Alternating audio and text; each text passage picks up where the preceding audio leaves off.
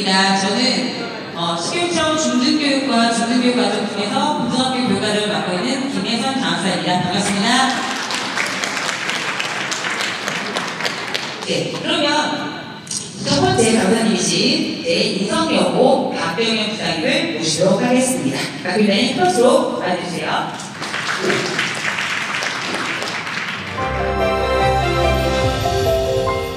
네, 인사드리겠습니다. 인성여자고등학교 박경현입니다. 이제 오늘 교육과정 편성과 운영에 대한 주요 사항을 말씀드릴 텐데, 사실은 이 내용들이 어떤 그 초반에 발표됐던 내용에 대해서 크게 달라진 부분을 말씀드리는 것이 아닙니다. 그래서 제가 처음에는 이 연수를 어떻게 끌어가야 되나 굉장히 고민이 많았는데, 한편으로 생각해 보니까 올해 새롭게 하시는 분들이 많이 있으시더라고요. 명단을 쭉 되니까. 네. 그리고 이때까지 이제 이미 편성이 학교별로 거의 많이 되지 않으셨어요? 그러면 얼마나 이것이 마음 편한 시간이겠습니까? 마음 편하게 들어주시면 될 것 같습니다. 교육과정 편성의 주요 사항 먼저 이제 보시겠습니다. 저희가 이제 학생이 3년간 이수할 수 있는 과목을 학기별로 편성하여야 하고, 학기 단위로 과목을 이수할 수 있도록 편성 운영하여야 한다, 이렇게 나오잖아요. 사실 저희가 그 전에는 행복회로를 좀 돌리기도 했습니다. 네, 학기 단위로 할 수 있다, 뭐 하는 것을 권장하는 것이 아닌가 했지만, 안내한다, 운영해야 한다. 라서 이미 적응 다 하셨죠. 처음엔 굉장히 당황스러웠지만 이미 적응해서 지금 진행이 되고 있지 않습니까? 동일 과목 중복 수강 요것만 조금 신경을 쓰시면 될 것 같습니다. 근데 사실 동일 과목을 중복 수강하는 경우가 없도록 지도해야 하는 거지, 동일 과목을 다른 학기에 편성을 하면 또 안 되는 것은 아니잖아요. 그래서 이것을 수강하는 것을 어떻게 지도할 것인가와 학교가 어떻게 편성해야 할 것인가는 또 조금 다르다는 점 말씀드리고 싶고, 그럼 동일 과목을 여러 학기에 걸쳐서 편성하는 방법에 대해서는 뒷부분에서 또 말씀을 드리도록 하겠습니다. 이런 사례가 있냐 싶지만 문이과 등의 과정을 인위적으로 구분하지 않고, 근데 실질적으로 학생들이 교육과정 내에서 다양하게 과목을 선택할 수 있도록 교육과정을 편성 운영해야 한다, 이렇게 보시면 될 것 같습니다. 사실 저희 지금 교육과정 컨설팅이나 이런 것들 해보면 현재 저희가 이렇게 하고 있는 학교들은 이미 없으시거든요. 예. 그냥 하시던 대로 하시면 된다, 이렇게 생각해 주시면 되겠습니다. 총 이수학점 192학점, 교과 174, 창의적 체험활동 18학점으로 편성을 하고, 이 창의적 체험활동이 17회 기준 306시간에서 16회 기준 288시간으로 축소되었다라고 이해를 하시고 계실 거라고 알고 있습니다. 학생 선택 교과를 당연히 순증해서 편성하실 수 있고요. 네. 근데 모든 학생을 대상으로 일괄적으로 순증하는 것은 지양해야 한다라고 또 되어 있습니다. 그래서 학교들에서 또 학교 내부적인 또 사정들이나 학교 교육과정상의 특별한 필요들이 있으시잖아요. 이제 순증 과목을 이렇게 활용하는 방법을 찾아보시는 것도 좋은 방법이라고 생각을 합니다. 그렇다고 이제 모든 학생을 대상으로 하시라는 것은 아니고요. 그래서 저희 학교도 특별한 필요가 있는 과목들이 있는데 그걸 도저히 정규교육과정 시간에는 넣을 수가 없어서 선택한 학생들만 순증해서 편성할 수 있는 방법을 지금 현재 고안을 하고 있습니다.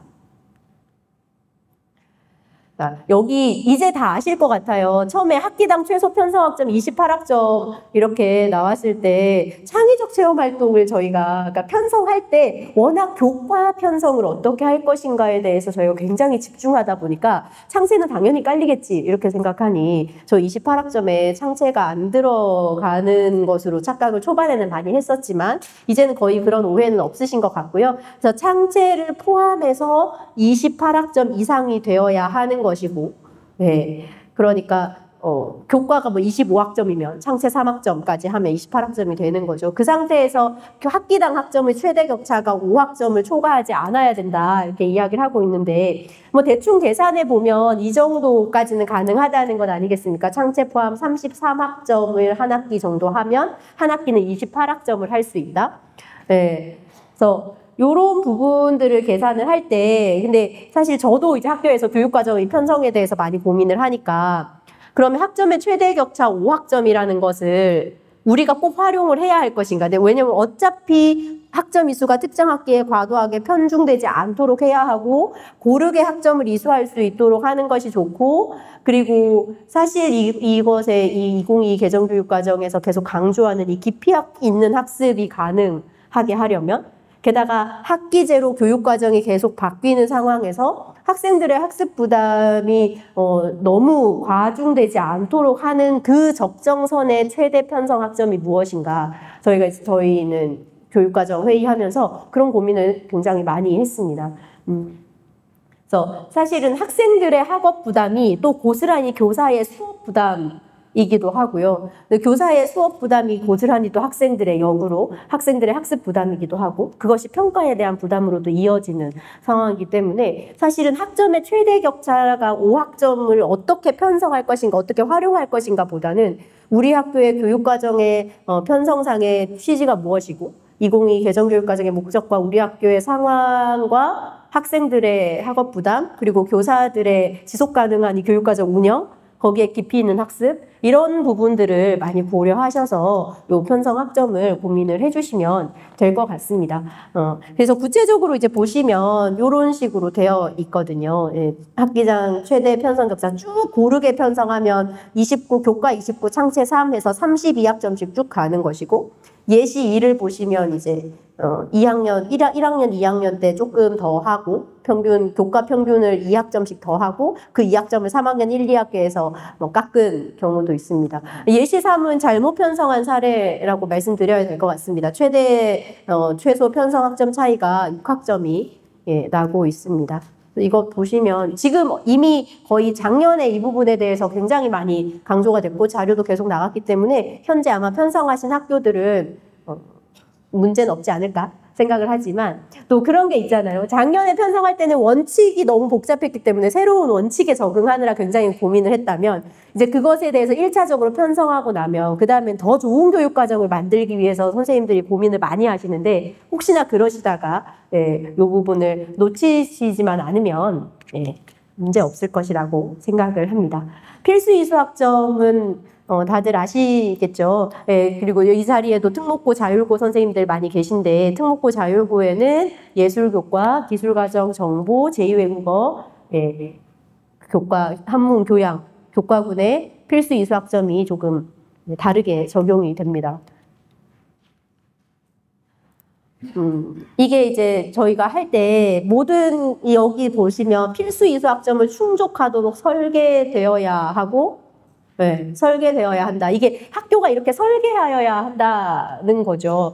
이게 나중에, 그러니까 아까 제가 서두에 말씀드렸던 것처럼 학교가 설계해야 하는 것과 학생이 이수해야 하는 것을 조금 분리를 해보면, 학교는 설계하고 최대한 지도하는 것이고, 근데 전편입생 같은 경우에는 이런 것들이 좀 그러니까 좀 안 맞아지는 경우들이 있잖아요. 근데 그런 경우에는 최대한 지도하신다. 우리 학교가 설계를 잘했는지만 점검하신다는 차원으로 이해해 주시면 될 것 같습니다.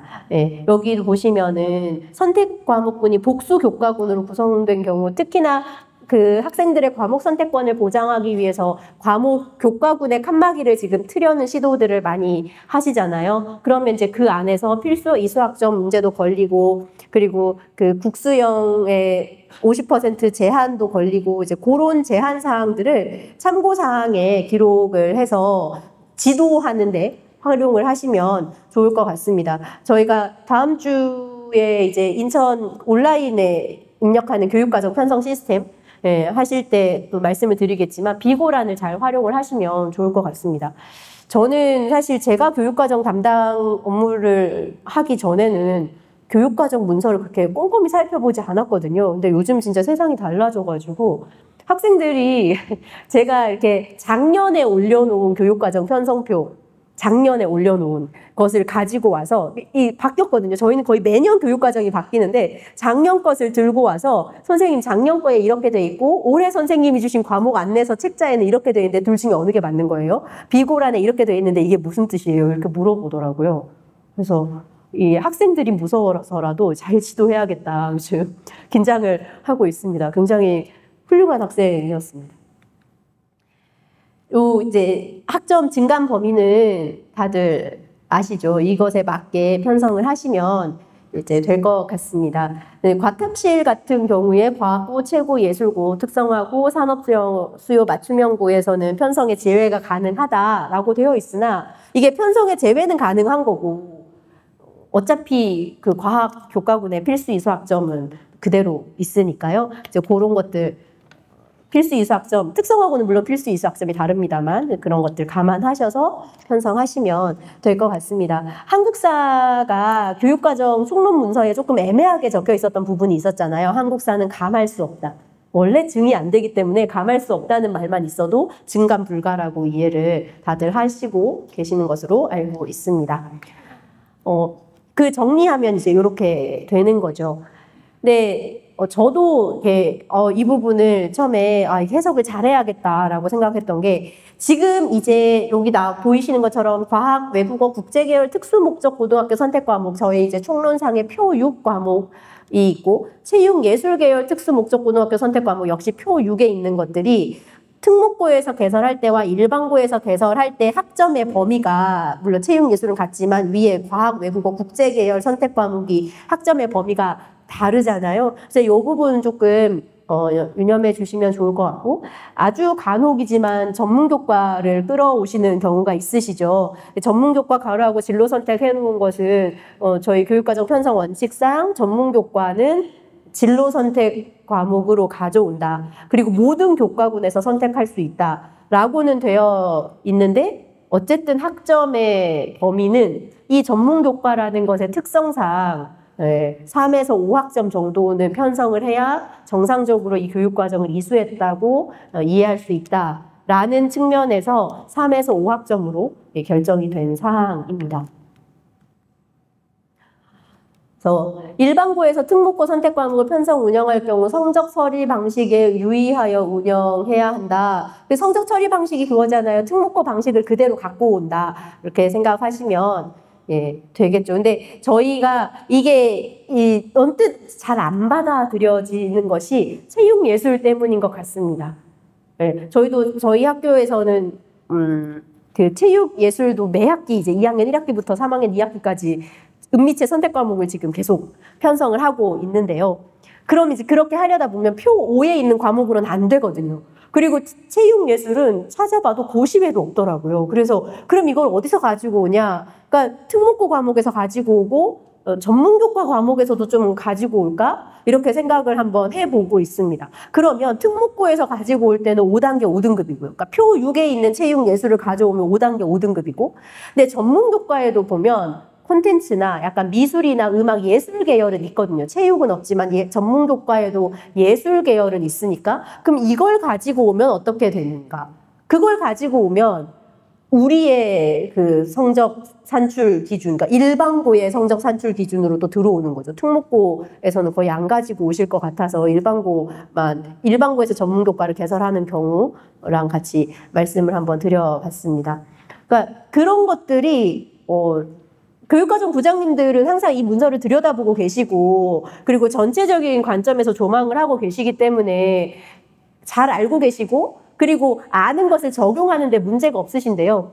저도 이제 저희 학교에서 교육과정 편성할 때 각 교과부장님들한테 계속 이런 거 안내를 드리거든요. 근데 안내를 드려도 이 교과부장님들 입장에서는 이 업무가 본인의 본연의 업무가 아니고 그리고 사실은 성적 처리에도 많은 신경을 쓰시지만 학생들의 과목의 적절성 이런 것들에 좀 매몰되시다 보면 자꾸 이렇게 잊어버리시더라고요. 그래서 조금 번거롭지만 저는 여쭤보는 편입니다. 이거 성적 산출 방법 체크를 하신 거죠? 그러면 저의 체감상은 한 7대 3의 비율로 안 하신 경우가 있었습니다. 아까 이제 말씀드린 것 있잖아요. 동일 과목을 학생들이 중복하여 이수하지 않도록 지도한다. 이고 그렇지만 이렇게 편성할 수는 있는 거죠. 근데 지금 여기 보시는 것처럼 2학년 1학기와 3학년 1학기의 물화생지를 편성해버리면 얘는 일단 편성할 때는 2개 학기 이상 중복으로 편성할 경우에 동일한 학점으로 편성하시고 당연히 과목의 성격이 같기 때문에 성적 처리 유형이 같아지겠죠. 근데 지금 요렇게 되면 무학년제가 같은 학기에 편성이 돼 있으니까 이제 무학년제가 됩니다. 이거 그냥 아주 극단적인 예시를 보여드린 거라고 생각하시면 되고, 근데 저희도 많이 고민을 하다가요, 사회과학 그 표 5에 있는 9개 융합 선택 있잖아요. 그거랑 아니면 교양 과목 같은 경우는 학생들에게 좀 다양한 기회를 주기 위해서 1학기 개설 과목을 그대로 2학기에 하는 것도 저희는 지금 검토를 하고 있습니다. 그렇게 했을 때 학생들이 중복 수강하지 않으면 되니까요. 네, 성적이 산출되는 과목 같은 경우에는 약간 다들 이제 부장님들 공유하시는 위험 부담이 있으시잖아요. 이게 그러면은 1학기에 수행평가랑 나의 내신의 출제 경향이 다 공개된 상태에서 2학기에 학생들 풀만 다르게 다시 해야 되는데 완전히 새로운 문제를 내는 것도 어려울 뿐더러 그럼 학생들은 어떻게 돼도 자기가 어렵거든요. 네, 그런 여러 고민들이 있으시잖아요. 그래서 저희도 사실 그것은 별로 원하지 않는다 해서, 상대평가 등급이 산출되지 않는 과목들, 특히 교양 과목들 위주로만 생각을 하고 있습니다. 편성을 할 수 있습니다. 학생들만 분리하면 되는 거죠.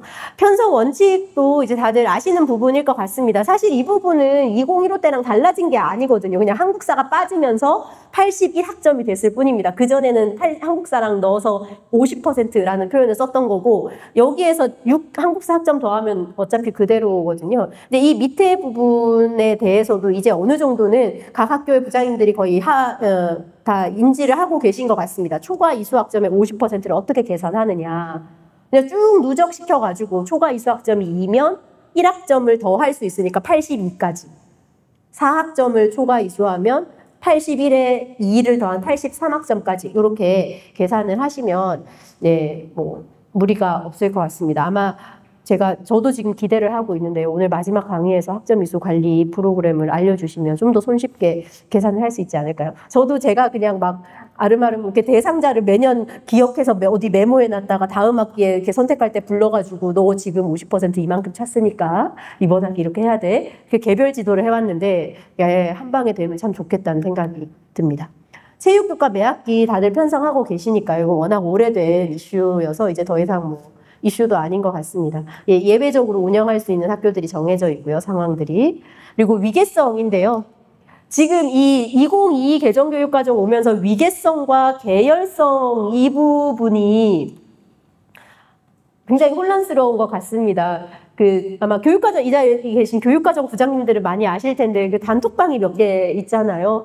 그 단톡방들에 제가 이제 몇 년 있다 보니까 매번 똑같은 질문이 올라오거든요. 근데 이제 이게 답을 하는 것도 민망하다 싶을 정도로 똑같은 질문들이 올라오는데 그 똑같은 질문에 이게 항상 있는 것 같습니다. 근데 이게, 경험이 누적되어 온 사람 입장에서는 똑같은 질문이겠지만 처음 하시는 분들에게는 이게 정말 막막한 문제인 것 같습니다. 위계성과 계열성. 네. 근데 사실 지금 이제 수학은 여전히 위계성이 있고, 로마자 1, 2로 이루어진 과목이 여전히 이 위계성이 있지만 사실 과학만 해도 계열성이 되었잖아요. 근데 사실 그것을 저희가 또 어떻게 해석할까의 문제인 것 같습니다.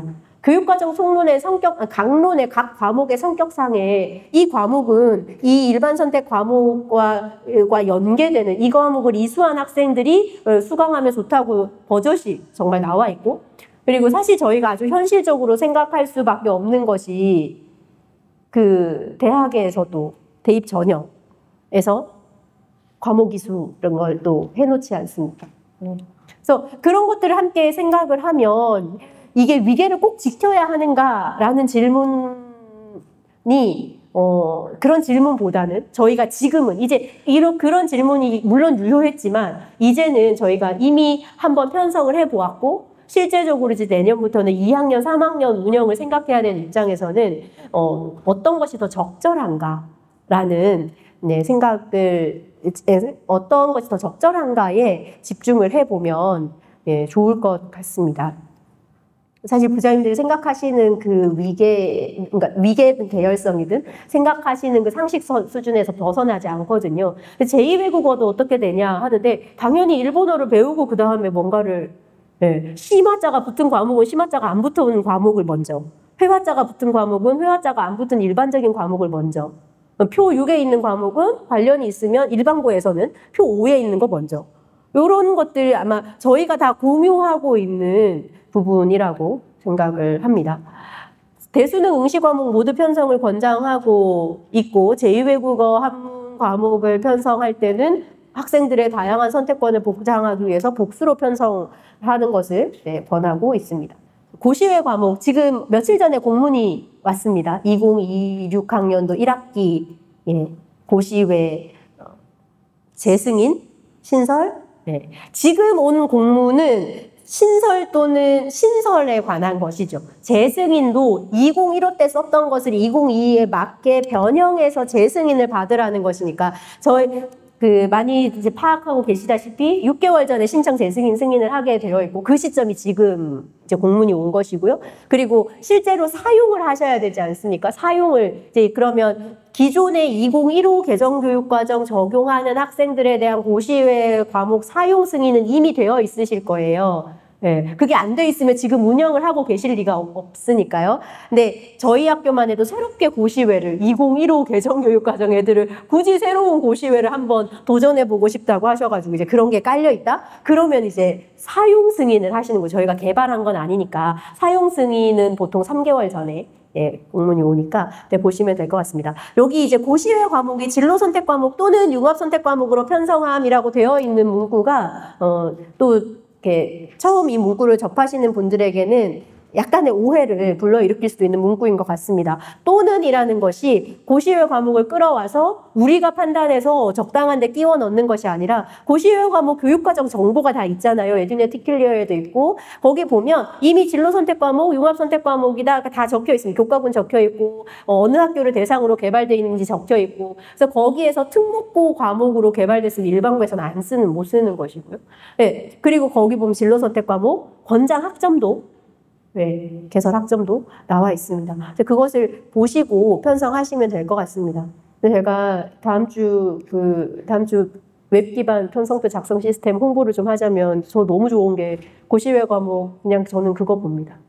거기 보면 딱 클릭하면 과목 성적도 나오고 학점도 나오고 너무 좋습니다. 성적 처리 유형 파악을 다 하고 계시죠. 지금 이제 학교들에서 또 많이 그 문제의 단톡방. 문제의 단톡방. 저도 나갈까 말까 진짜 하루에 12번 더 고민하는데요. 소인수 과목이라는 것에 대한 저희가 개념을 혼란스러워 하시는 분들 때문에 혼란스러워지는 또 역으로 혼란스러워지는 일이 있는 것 같습니다. 지금 현재 성적 처리 유형에서 보는 저희가 인식하는 소인수는 5명이죠. 아시다시피 전에 2015 개정교육과정의 내신 9등급제일 때 등급 블랭크가 발생하는 첫 번째 인원이었던 13명. 그때는 그래서 13명 이하면 석자 등급란에 그냥 점을 찍을 수 있다. 아니면 비워둘 수 있다.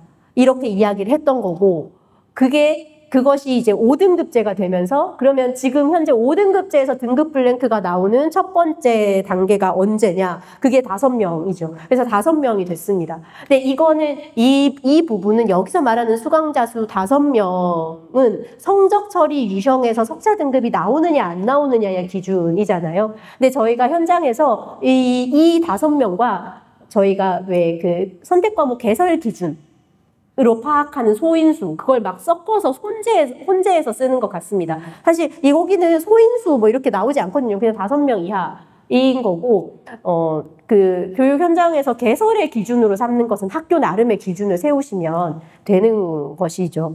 그래서 저희도 처음에 그 2022 학생들의 교육과정 그 편성 운영 원칙 학교 교육과정 운영 규정이 있잖아요. 그 운영 규정을 개정할 때 이게 5명이니까 우리 개설 기준을 5명 수준으로 낮출 것이냐.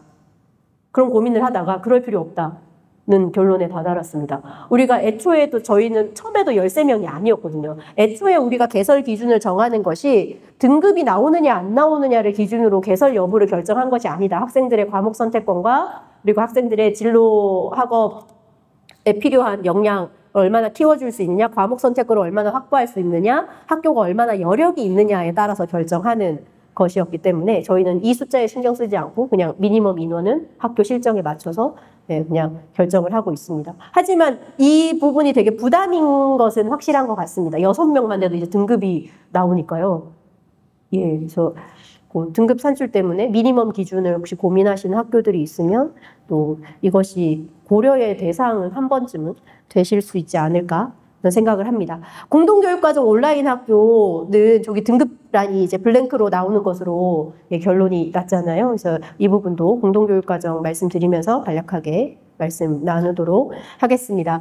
사회과학 융합 선택 과목이 등급이 안 나온대 라는 아주 단순한 표현이 굉장히 현장에 많은 오해와 혼란을 불러일으킨 것 같습니다. 그래서 저는 계속 말씀드리거든요. 사회과학 융합 선택 등급 안 나오는 거 맞아? 이런 질문을 받을 때마다 다 9과목만요.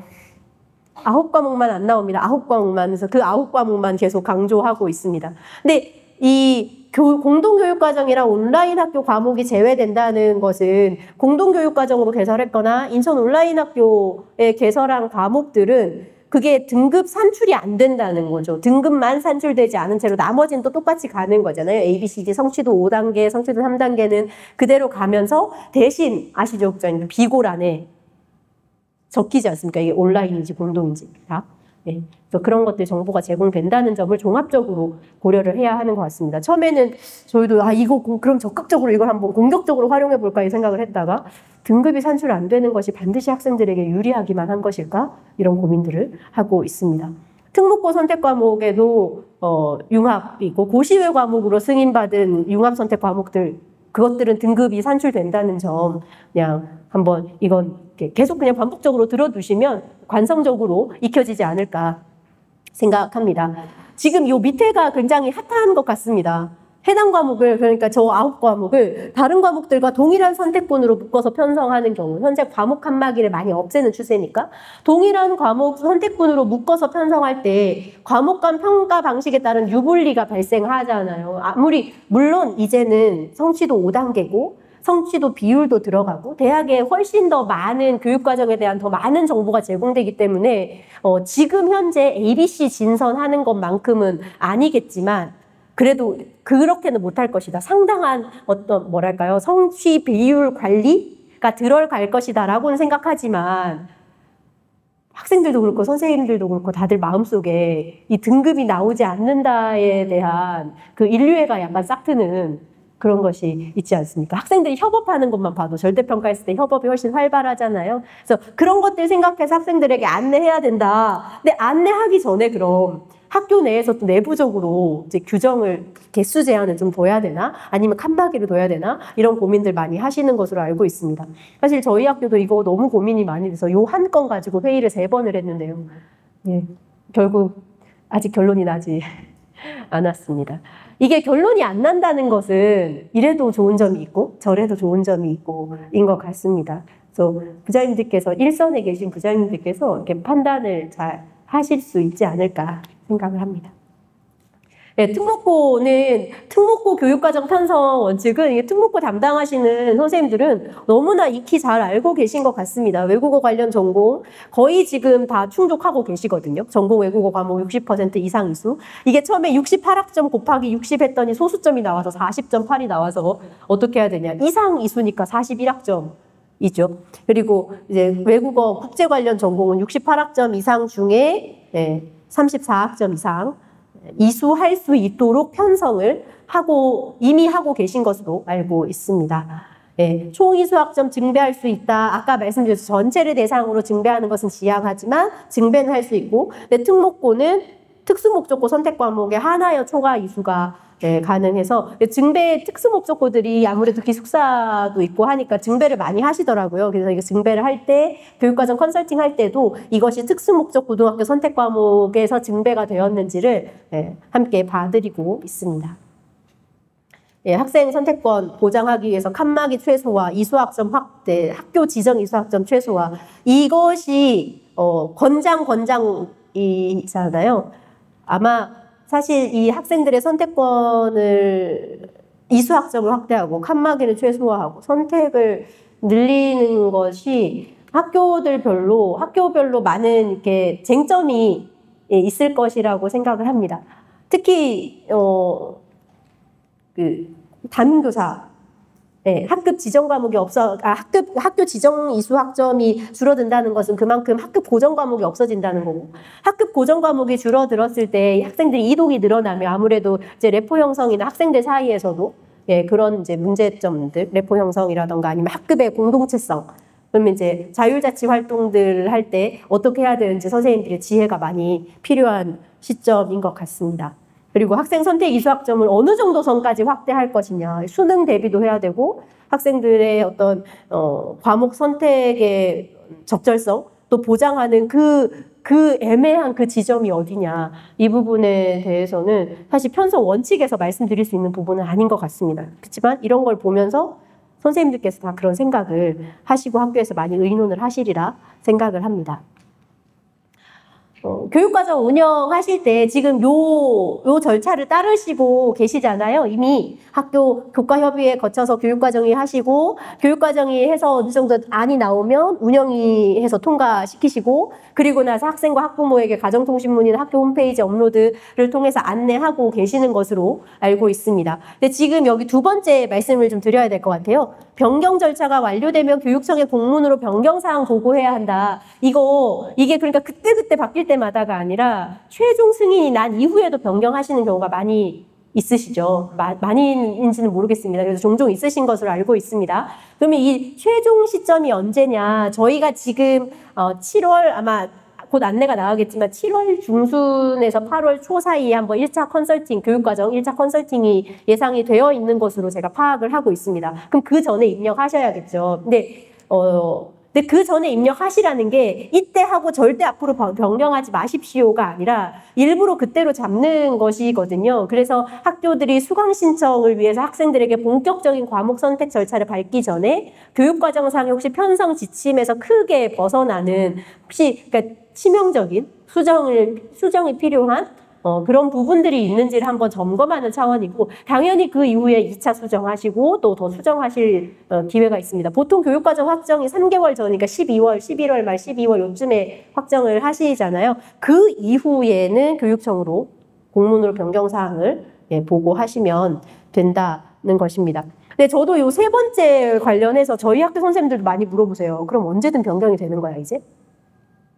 근데 이게 제가 참 뭐라고 말씀을 못 드리겠더라고요. 예, 됩니다. 라고 하자니, 되나?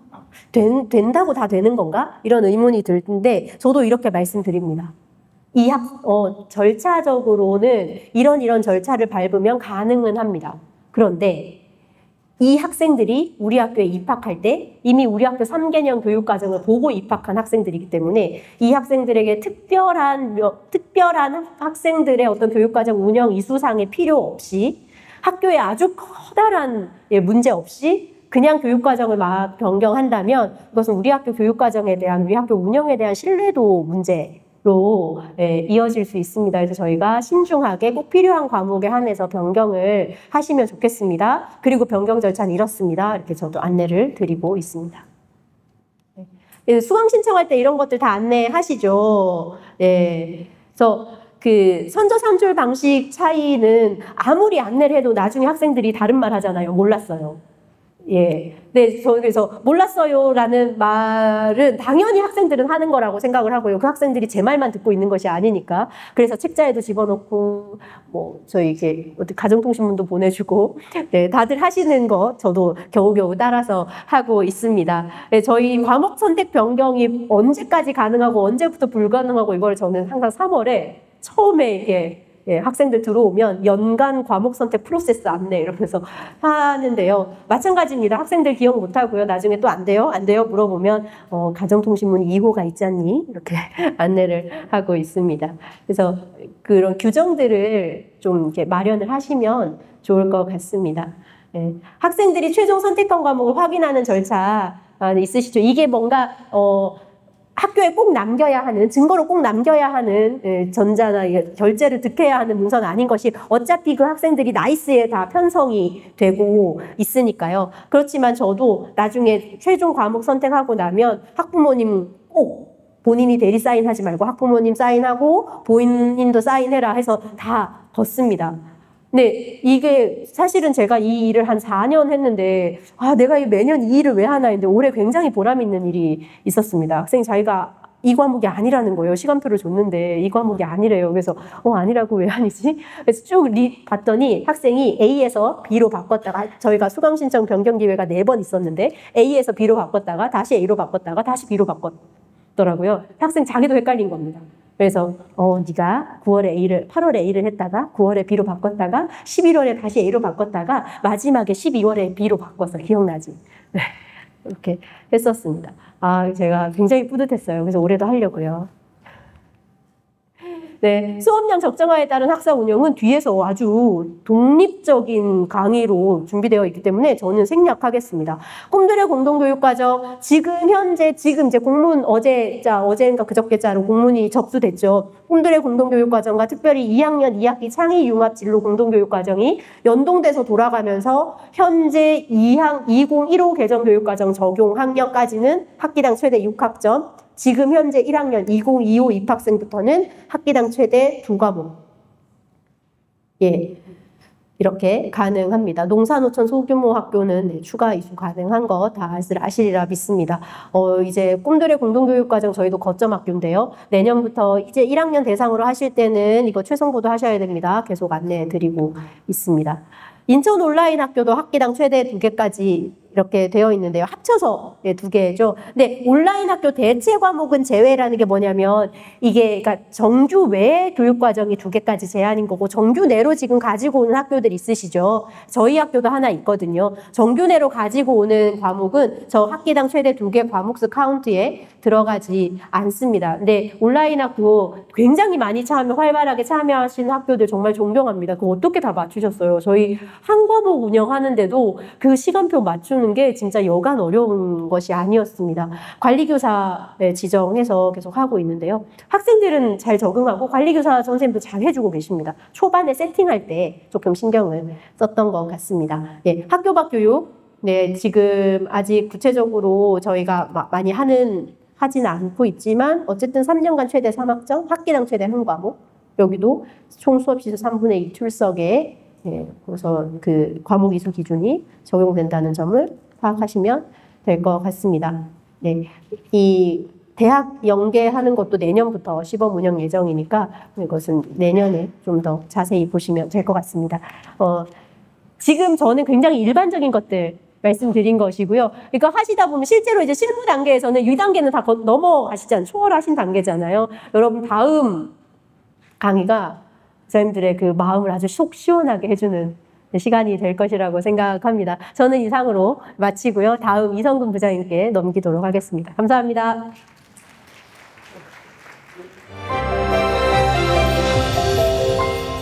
네, 안녕하세요. 저는 인천국제고등학교에서 근무하고 있는 이성근이라고 합니다. 반갑습니다.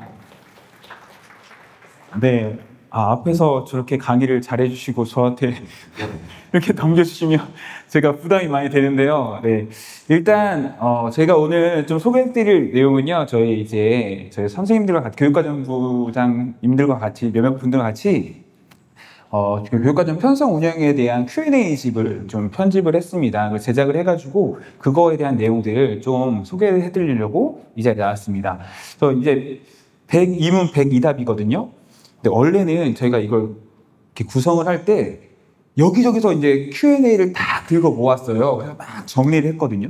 근데 거의 제 기억으로는 180, 170개 정도 됐던 것 같습니다. 네. 그래서 거기서 이제 중복되는 거 막 제외했더니 제가 편집했을 때 딱 100문 100답이 딱 된 거예요.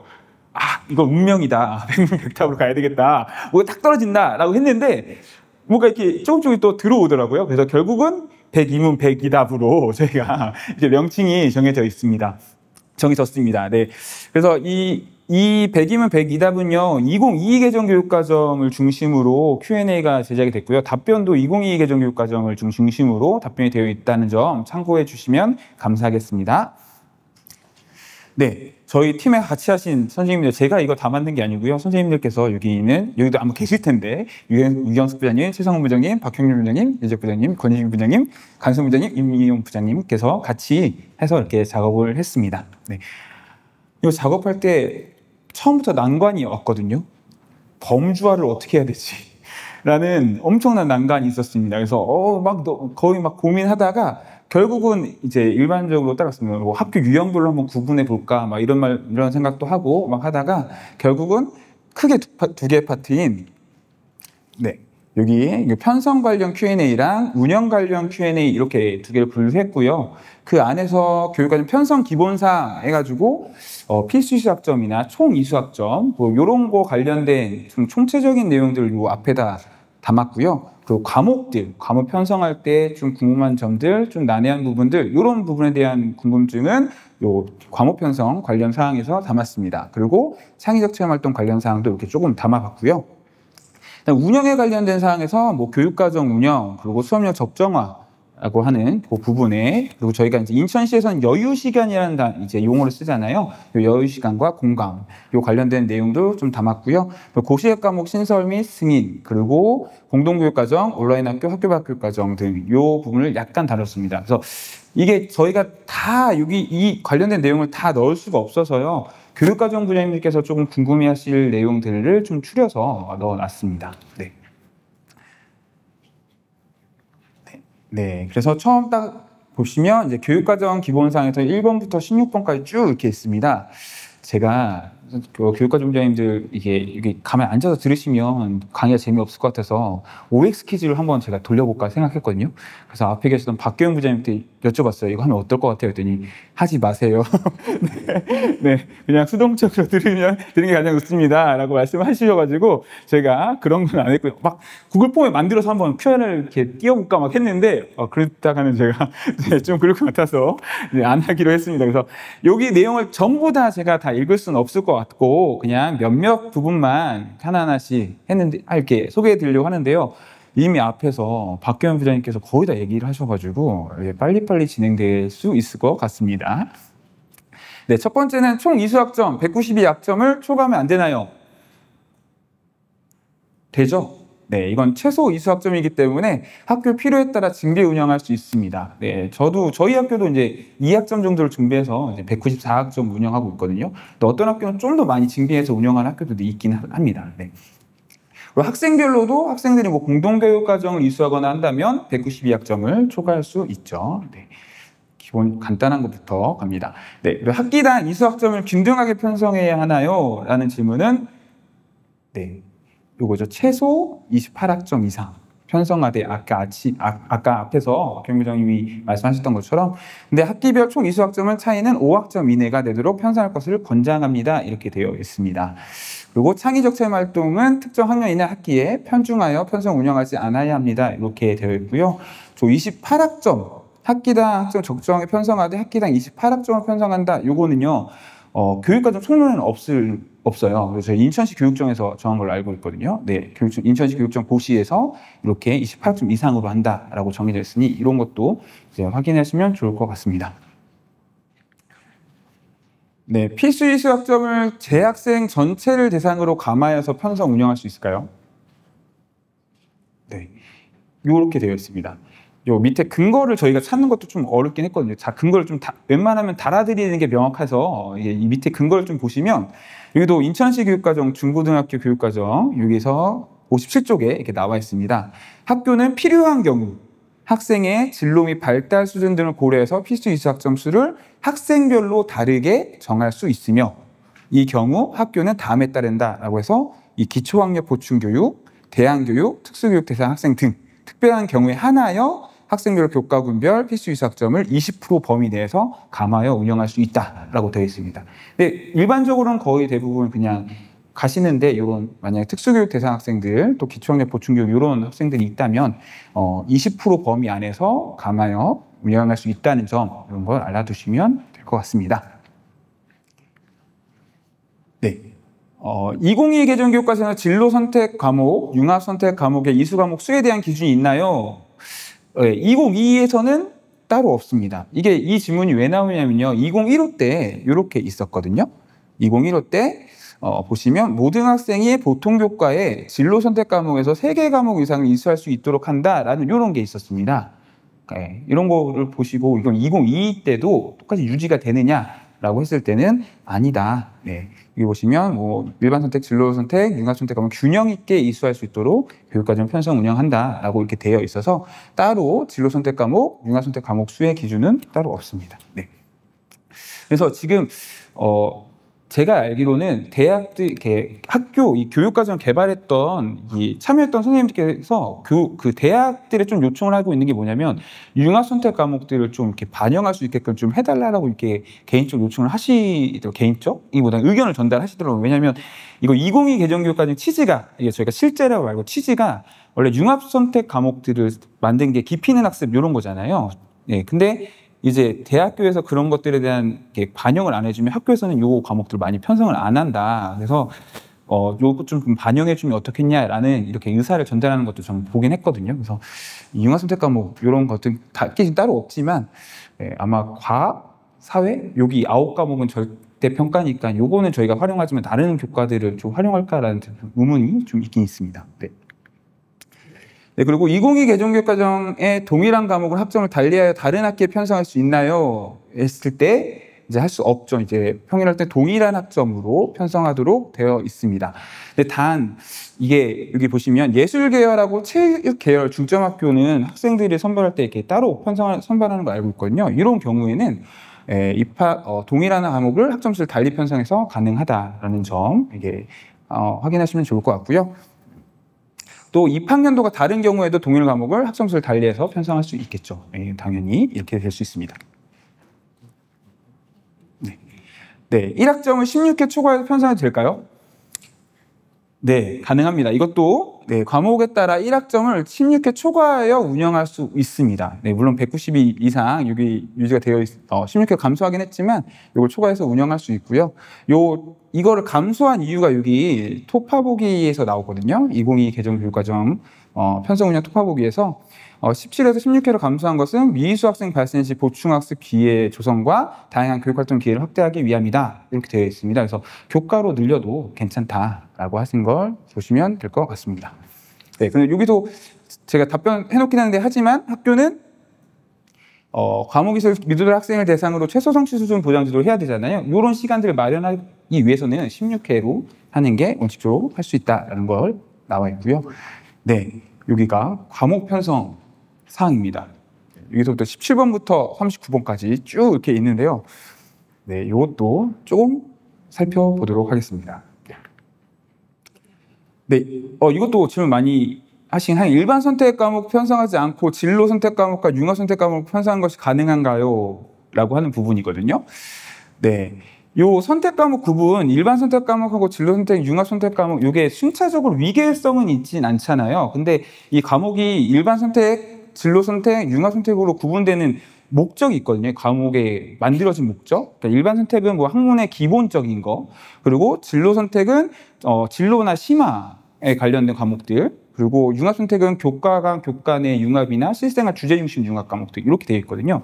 그래서 이런 것을 보실 때는 교과 교육과정 문서의 과목의 성격 부분을 보시고 이렇게 편성한 게 적절한가에 대한 부분을 좀 학교에서 교과 협의회나 이런 걸 통해서 판단하시면 될 것 같습니다. 근데 위계성이 있는 과목의 경우는 위계를 준수해서 편성해야 됩니다라고 되어 있고요. 이 근거도 요 총론 해설에 이렇게 적혀 있습니다. 그래서 위계성이 확보한 거는 로마자 1, 로마자 2로 이렇게 표기되고요. 네, 아시는 내용이니까 넘어가도록 하겠습니다. 네, 과학탐구 실험 1, 2학기를 과학실험 1, 2를 한 학기에 같이 운영할 수 있나요? 라는 부분입니다.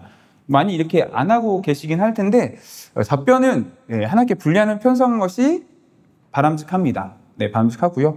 그럼에도 학교 상황에 따라 한 학기에 이걸 같이 운영을 한다면 둘은 평가 계획을 각각 수립해서 다른 교과로 각각 편성해서 운영해야 된다는 점 보시고요.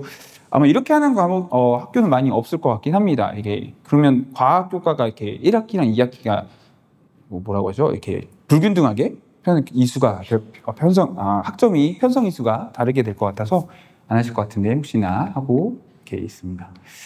네, 그리고 한국사 1, 2학년에 편성할 수 있나요?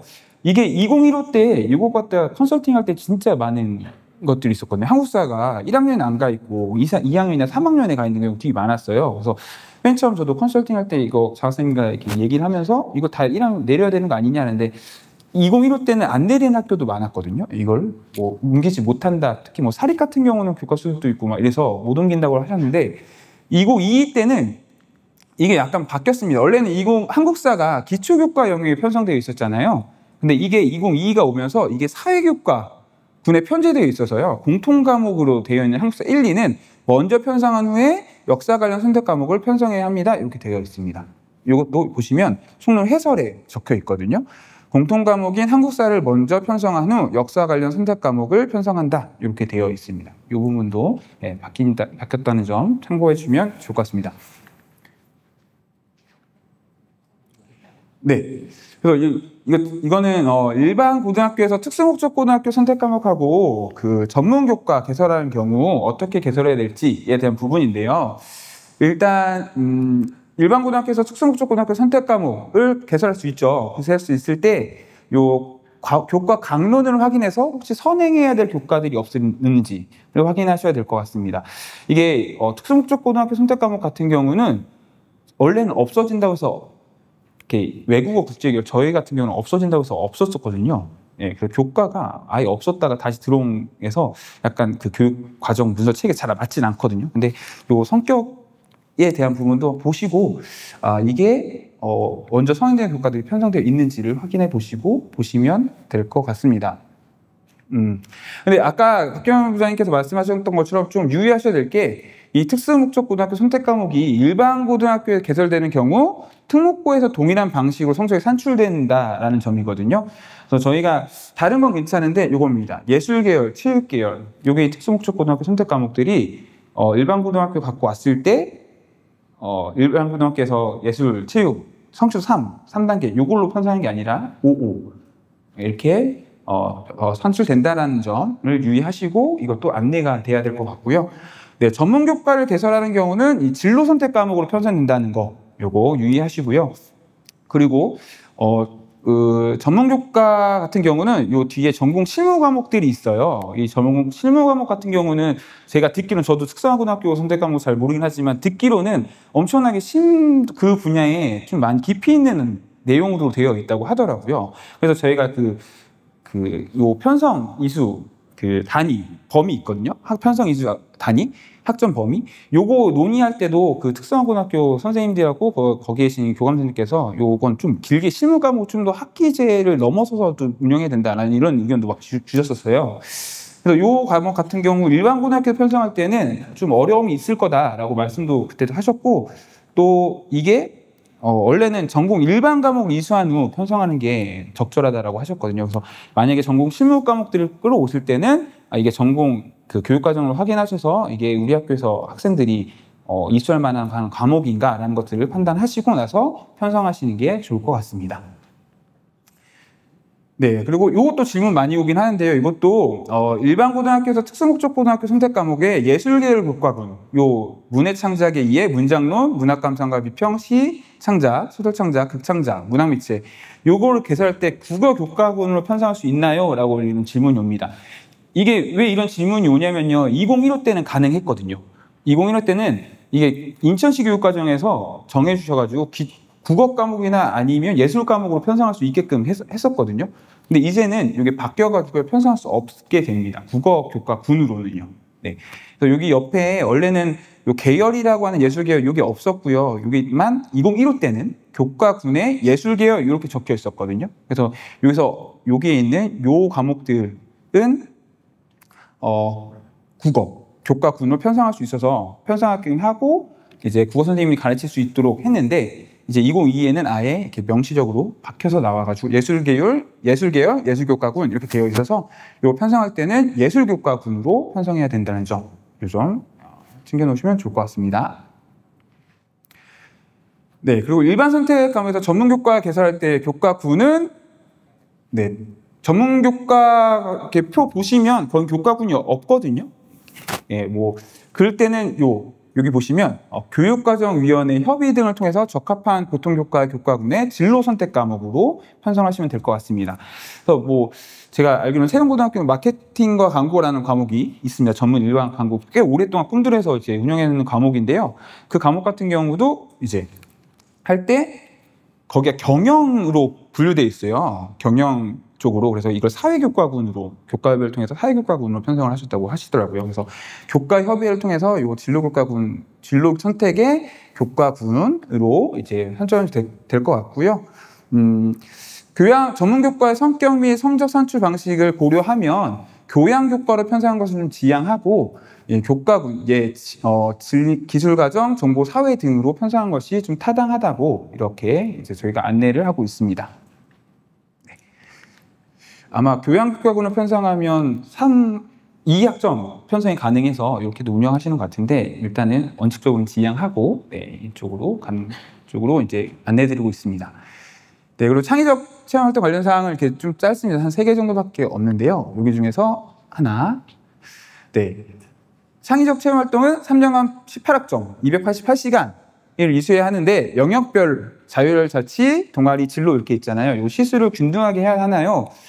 이거는 학교에서 자율적으로 하시면 될 것 같습니다. 네. 균등하게 이렇게 편성할 필요는 없고요. 네. 그 학교에서 자율적으로 편성할 수 있도록 하기 위해서 이렇게 또 시간으로 표시했다고 안내되고 있거든요. 그걸 참고하시면 될 것 같고요. 네. 단 특정 학년이나 학기에 편중해서 편성 운영하지 말아달라. 그러니까 학생에게 적정하게 균형 있게 할 수 있도록 편성해달라라고 이렇게 저희의 Q&A 답을 달아놓았습니다. 네. 그리고 교육과정 운영. 43번부터 66번까지 이렇게 교육과정 운영이 되어 있고요. 네. 방과 후에 소인수 선택 과목의 수업을 교사가 하는 경우 강사비를 지급할 수 있나요? 이런 질문도 많이 올라오더라고요. 네, 보시면 본교 교사가 하는 경우에는 강사비를 지급할 수 없고요. 또는 타교 교사가 방과 후 소인수 과목을 담당한다면 강사료를 지급할 수 있고 이 해당 교사는 반드시 겸직 신고를 해야 된다는 점 이런 부분도 이제 안내하시면 좋을 것 같습니다. 네, 이 부분 이제부터 좀 약간 디테일한 부분에 들어가게 되는 것 같은데 이런 거 Q&A 이렇게 답변 들을 때마다 좀 긴장이 되긴 해요. 이게 정말 옳게 답변 드린 걸까? 그리고 이렇게 근거가 없는 부분들에 대한 부분은 좀 더 조심스럽긴 하거든요. 여기 보시면 전입생이 이전 학교에서 A 과목을 이수했는데 전입한 학교의 지정 과목이어서 중복 이수가 발생한 경우 어떻게 할까요? 라는 부분입니다. 네. 중복 이수는 원칙적 저희 금지죠. 중복 이수는 원칙적 금지하나 전학으로 인한 중복 이수는 불가피한 경우로 인정한다고 이렇게 저희가 대답을 해놨고요. 다만 학생권과 과목 선택권을 보장하기 위해서는 공동교육과정을 통해서 학생이 다른 과목들도 이수할 수 있도록 안내하는 게 중요할 것 같습니다. 그리고 혹시나 학교에서 전출이나 전입이 됐을 때 이런 게 사전에 안내되는 게 좀 중요할 것 같거든요. 중복이수 발생할 수 있다는 점, 그리고 학생 학부모에 대한 그런 문제를 좀 최소화할 수 있게 그 교육과정을 미리 보고 전입하려는 학교, 전출하려는 학교 이런 걸 보고 안내할 수 있도록 좀 교육과정 부장님께서 좀 조언해 주시면 좀 이런 문제가 피할 수 있지 않을까라는 생각이 듭니다. 네, 여기 보시면 전입생이 이전 학교에서 A 과목을 이수하였는데 교육과정 편제상 전입한 학교에서 타 과목을 이수할 수 있음에도 중복하여 A 과목을 이수하겠다고 합니다. 해당 과목이 수강 가능할까요? 안 되겠죠. 네, 다른 걸 이수할 수 있는데 이걸 듣고 싶다라고 막 이렇게 한다면 당연히 안 된다는 거. 그래서 A 과목에 대한 중복 이수는 허용하지 않습니다라고 안내를 하면 될 것 같습니다. 네, 학생의 편학, 전학, 편입, 위탁 등으로 교과군별 필수 이수 학점을 충족하지 못하는 경우도 발생할 수 있잖아요.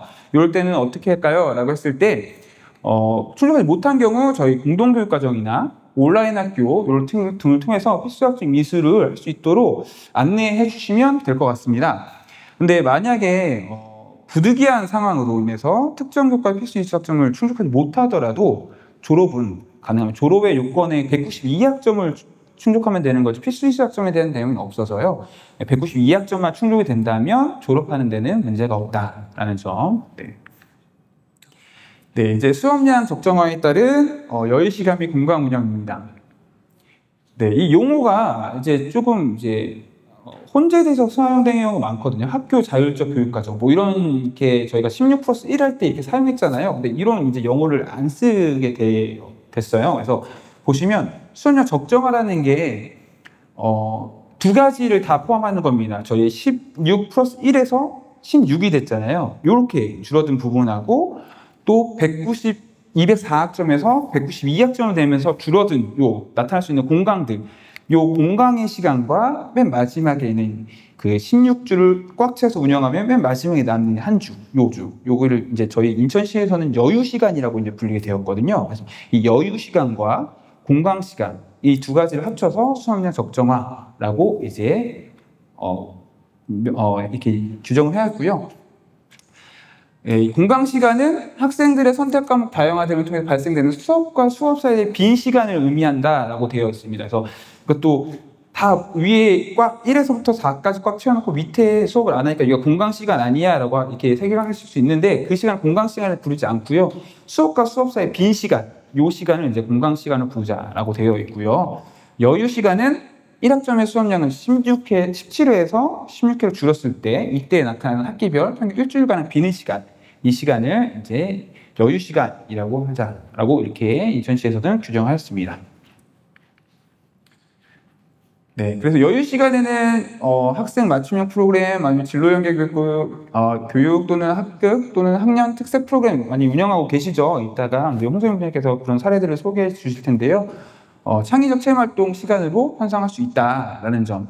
근데 뭐 교과 심화 수업이나 최소성 수준 보장 수준 예장지도, 뭐 소인수 선택 과목, 공동교양 과정 이런 거 운영할 때는 교과로 편성하게 된다라는 점입니다. 네, 여유 시간에도 이게 아까 말씀드린 것처럼 16주가 있고 맨 마지막 한 주. 이때 다양한 프로그램 많이 운영하잖아요. 저도 지금 정신없이 그걸 준비하다 왔는데 저는 PBL이라는 걸 하는데 아마 다 이제 많이 하실 것 같습니다. 그때 학생에 맞춘 프로그램 같은 거 운영되고 이게 만약 창체로 운영하신다면 창체 기록이 되는 거고요. 저도 다른 고등학교 사례들 들어봤더니 여기를 교과로 운영하는 경우도 꽤 많이 있더라고요. 타 시도에서도 꽤 많이 교과로 운영하거든요. 나머지 한 주를 한 2학점짜리 교양 이렇게 편성해가지고 그렇게 운영하실 경우에는 이제 과세제 교과로 편성해서 운영하시면 된다라는 점입니다. 네, 여유 시간 출결 관리 및 학생 관리 지침 따로 규정된 건 없고요. 여기 보시면 생활지도 측면에서 접근해서 학생들 관리할 수 있는 시스템을 학교에서 마련하셔서 운영하시면 되겠다라는 부분입니다.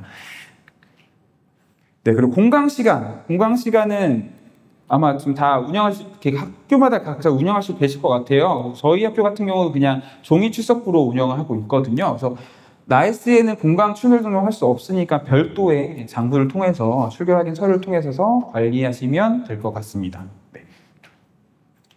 네, 고시학 과목 신설 승인도 원래는 한 파트 엄청 길잖아요. 근데 몇 개만 저희가 교육과정부장님께서 알고 계시면 좋을 것 같은 몇 개만 추렸고요. 네, 요것도 많이 질문하시더라고요. 2025 학년 신입생 대상으로 편성되는 모든 고시학 과목은 반드시 1회 사용 승인을 받아야 합니다. 그러니까 2015 때 있었다고 해서 또 2022 때 있으니까 그냥 되는 게 아니라 한 번은 사용 승인을 받아야 한다. 네. 신설하시는 과목은 신설 승인을 받으시면 사용 승인까지 받으신 거고, 네, 아니고 그냥 다른 데서 개발한 것들을 끌고 온다라고 했을 때는 사용 승인을 반드시 한번 받아야 된다라는 부분 기억해 주시면 좋을 것 같습니다. 네, 인천시 교육청 또는 타시도 교육청에서 승인받은 고시학 과목은 진로 선택 과목으로 편성하나요? 이것도 앞에서 이렇게 말씀하시긴 했는데요. 그 에듀넷 가시면 보실 수 있잖아요. 고시학 과목을 보시면 거의 교과 교과증 올라왔을 때 그게 승인받은 선택 과목으로 편성하시면 됩니다. 저도 전화가 좀 많이 오거든요. 다른 국제고등학교에서 전화가 이번 주만 3번 받은 것 같아요. 우리 학교에서 고시학 과목 한 거, 뭐 진로 선택 과목이냐, 융합 선택 과목이냐 이렇게 질문하시는데 거의 교육과정 승인받을 때 찍혀있는 그 선택 과목으로 편성하시면 됩니다. 네, 이것도 꼭 장사님이 꼭 소개해달라고 말씀하셨습니다. 네, 사회교과나 과학과 융합선택 과목에 해당하는 고시의 과목 성적산출입니다. 그 고시의 과목으로 사회탐구랑 사회랑 과학의 융합선택 과목으로 고시의 과목을 만든 경우 이때 성적산출 똑같이 5단계 5등급 산출입니다. 그래서 아까 앞에서 말씀드린 것처럼 딱 9과목만 절대평가 성취도 5단계 요걸 나눈 거고요. 나머지는 다 고시의 과목이 아무리 사회 과목의 융합이어도 절대평가가 안 되고 5등급 5단계 평가를 한다라는 점 꼭 기억해 주시면 좋을 것 같습니다. 네, 공동교육과정 온라인 과목, 과목 수에 제한 없이 이수할 수 있나요? 라고 했을 때, 이거는 꿈들의 교육과정 저희 운영 매뉴얼에 적혀 있긴 하거든요. 네, 보시면 2015 개정교육과정 적용받는 2024 이전 입학생들은 학생 1인당 학기당 최대 6학점 이내 수강이었는데, 이제는 2022 때는 학기당 최대 2과목 이렇게 되어 있습니다. 앞에서 안내해드렸던 부분이고요. 네, 공동교육과정 및 온라인 학교를 통해 학교 교육과정에 편제된 과목을 이수해도 되나요? 라고 했을 때 학교에 편성 개설된 과목은 공동교육과정에서 해당 과목을 수강 및 이수할 수가 없죠. 근데 단 여기 보시면 교육과정에 편성되어 있으나 실제로 개설되지 않은 과목, 또 편성된 과목이 일부 학생들을 대상으로 징계 운영되는 과목의 경우에는 공동교육과정에서 해당 과목 수강이 가능하다라는 점. 이게 편성이 돼 있더라도 실제로 운영되지 않게 되면 이 학생 꿈들의 교육과정으로 이수할 수 있다는 점, 이 부분이고요. 또 같은 걸로 온라인 학교의 경우도 소속 고등학교의 교육과정 편제에 과목이 편성되어 있지 않거나 학급 개설 기준 미충족으로 인해서 과목이 개설되지 않거나 실제로 교사 수급 등 곤란 등에서 단위 학교에서 과목 개설이 어려운 경우에는 온라인 학교로 이수할 수 있다라는 점입니다.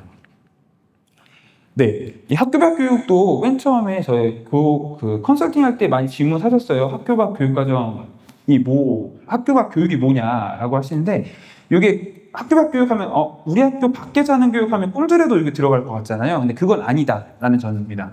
네, 보시면 학교 내 개설 또는 학교 간 공동교육과정으로 운영이 어렵다고 판단한 과목이나 창의적 체험활동, 요거를 학교 밖에 일정한 지역사회, 그러니까 일정한 요건을 갖춘 지역사회 기관이거든요. 요걸 통해서 이수했을 때 학점을 인정해 주는 게 학교 밖 교육입니다. 네. 그래서 꿈들의 교육과정과는 다르다라는 점, 그리고 창체도 가능하다. 네. 근데 아직까지 우리 인천시에서는 많이 아직 안 하고 있는 걸로 알고 있는데, 내년부터 좀 활성화되는 걸로 알고 있는데, 이렇게 지역사회 기관을 통해서 이수하는 교육을 말합니다. 네, 그래서 학교 밖 교육은 3년간 최대 8학점 이내에 이수할 수 있다. 그리고 학기당 최대 1개 과목을 수강할 수 있고요. 네, 지역교 고등학교는 최대 32학점 이내에 이수할 수 있다라고 이렇게 되어 있습니다. 네, 학교 밖 교육을 운영하는 지역사회 기관의 범위는 어떻게 되나요? 이거는 이제 운영하시게 되면 그때 이제 살펴보시면 될 것 같은데요. 학교 밖 교육의 운영 주체로 일정한 요건을 갖추고 교육감의 승인을 받은 기관 및 단체라고 되어 있습니다. 그래서 이것들은 운영하시게 되면 관심이 있다, 지역사회 그런 단체들이 좀 있다라고 하시면 이제 교육청에 문의하셔서 이제 운영하시면 될 것 같습니다. 네, 거의 101번까지 왔는데요. 네. 학교 밖 교육 운영 시 학교 운영위원회 심의가 필요한가요? 네, 학교 운영위원회 심의가 필요하다는 점. 그래서 학교 밖 교육과정위원회의 자문과 학교위원회 심의를 거쳐서 학교 밖 교육이 운영된다는 점을 파악하시면 될 것 같습니다. 네, 제가 거의 읽다시피 했거든요. 네, 읽다시피 했는데 조금이라도 도움이 됐으면 좋겠습니다. 그리고 솔직히 좀 이렇게 많이 뭐라고 해야죠? 이렇게 어렵다고 해야 되나? 네, 난해한 부분도 많아서 솔직히 소개해드리면서도 걱정도 좀 많이 되는데, 혹시나 궁금한 점 있거나 하시면 언제 연락 주시면 자료 찾아서 이제 보내서 답변해드리도록 하겠습니다. 네, 이상 마치도록 하겠습니다. 네, 감사합니다. 안녕하십니까. 인천 세원고등학교 홍설인이라고 하고요. 네, 저의 주제는 아까 말씀하셨던 것처럼 받은 책자 중에서 수업량 적정화에 따른 여유시간 운영 책자와 관련된 말씀을 드리려고 합니다. 먼저 이 용어 정리가 좀 필요합니다. 이 수업량 적정화와 관련된 용어가 시도별로 전부 다 다릅니다. 그래서 개념은 있는데 그거를 지칭하는 용어들이 다 달라서 저는 우리 인천에서 부장님들이 우리 같이 공유해야 되는 하나의 용어로 통일해서 안내해 드리도록 하겠습니다.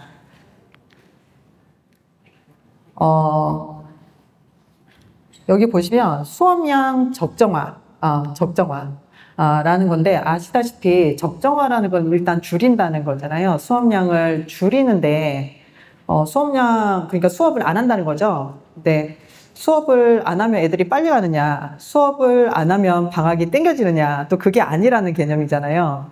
그래서 결국 수업을 안 하는데 애들이 학교에 학교하지 않고 수업을 안 하는데 방학을 하지 않는 그런 날이 있다는, 빈 시간이 있다는 건데요. 그 빈 시간의 종류가 이렇게 두 가지가 있다는 거죠. 공강 시간, 여유 시간.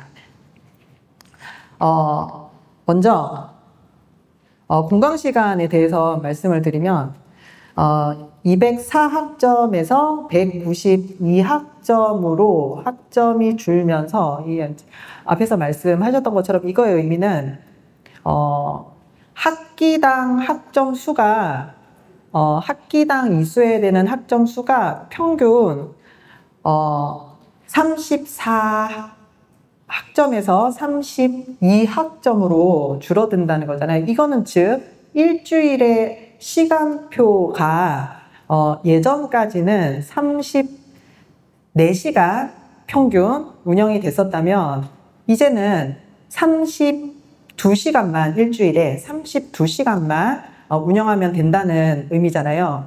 즉 월화수목금 5일 중에서 이틀은 7교시까지 하고 3일은 6교시까지 해도 된다라는 개념이잖아요. 그래서 그러면 그 월화수목 중에서 특정 요일 3개는 7교시가 아니라 6교시까지만 운영해서 총 일주일에 32시간만 수업을 하면 좋겠는데 문제는 이렇게 했을 때 선택 과목과 학교 지정 과목을 운영함에 있어서 수업을 실제로 해야 되는 그 32시간의 이 칸으로는 모자라게 되는 선생님들의 수가 제한되어 있기 때문에 이 32시간, 일주일에 32시간으로 학교 지정 과목과 선택 과목을 운영할 수 없는 그런 상황이 생기면서 그래서 결국 이제 그 32시간만 수업을 해도 되지만 불가피하게 33시간, 34시간 예전처럼 그렇게 운영할 수밖에 없는, 즉 빈 시간이 전체 시간표에 특정 요일 시간에 빵빵 들어가는 그런 상황이 발생을 하죠. 그래서 수업과 수업 사이에 학교마다 다르겠지만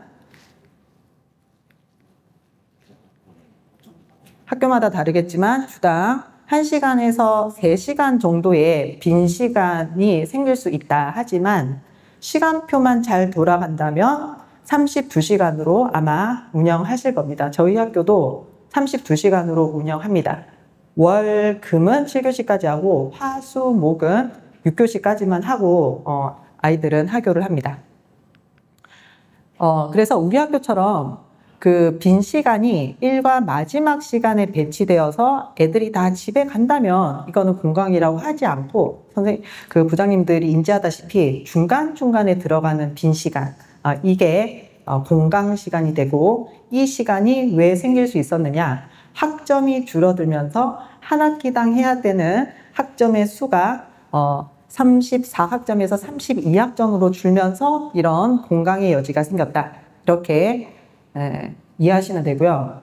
그 학기 초에 부장님들이 설문조사 한번 하신 적 있거든요. 그때 공강을 운영하냐 이렇게 물어봤는데 제가 쭉 카운팅을 해보니까 우리 인천에 한 20% 정도만 공강이 시간표 상에 뻥뻥 비는 시간이 존재하고 나머지 학교들은 많이 노력해서 시간표를 그냥 32칸으로도 되게 잘 하셔가지고 수업계생들이 많이 고생하셨을 거예요. 그래서 그렇게 운영을 공강 없이 하고 있는 실정입니다. 공강을 운영하고 있는 학교가 뭐 계산여고나 초원고나 이렇게 제가 파악하고 있는데 혹시 여기 부장님들 중에서 우리 학교는 공강을 시간표상에 뻥뻥 뚫려 있는 공강이 학년형이든 학생 개인형이든 있다. 손들어 보시겠어요? 제가 한번 볼게요. 한 분, 두 분, 세 분. 자, 손 내리시고요. 이렇게 많이 없습니다. 많진 않고요. 대부분의 학교가 32시간으로 중간 공강 없이 진행하고 있는 것 같습니다. 자, 그러면 이제 다른 빈 시간, 여유 시간인데요. 많이 설명됐던 것처럼 한 학점의 수업 양이 16회로 축소되면서 하지만 애들이 학교를 와야 되는 수업 일수는 변하지 않고 근데 수업은 줄었고 그래서 수업이 없는 빈 시간이 최대 5일까지 생길 수 있죠. 최대 5일까지 생길 수 있습니다. 그래서 학기당 일주일, 즉 5일가량의 빈 시간을 우리 인천에서는 여유 시간이라고 부르기로 했습니다. 그래서 이 여유 시간은 우리 예전에 지금 현재 2, 3학년들이 했었던 수업량 유연화 기간이라고 생각하시면 되고요. 요거에 대해서는 이제 앞으로 자세히 설명을 드릴 건데 여유 시간을 운영하지 않는 학교 손들어 보시겠어요? 우리 학교는 이 여유 시간 없다. 지금 아무 학교도 없으시거든요. 즉 아까 공강 시간은 운영하는 학교가 별로 없지만 여유 시간은 모든 학교가 운영하고 있죠. 네, 그래서 요거에 대해서 이제 말씀을 드릴 건데 지금까지는 사실 이 여유 시간을 집중적으로 운영하는 학교가 대부분이었던 것 같습니다. 저희 학교도 그랬거든요. 근데 그게 지양되고 있다고 합니다.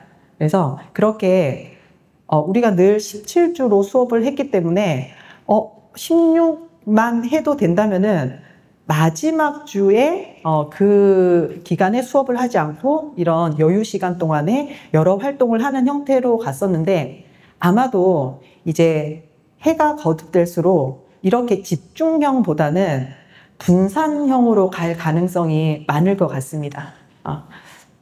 그래서 이와 같이 분산형으로도 운영할 수 있고 집중형으로도 운영할 수 있지만 현재는 집중형이 많지만 앞으로는 부장님들도 아마 이제 계속 고민을 하시면서 점차 분산형이 으로 갈 것 같습니다.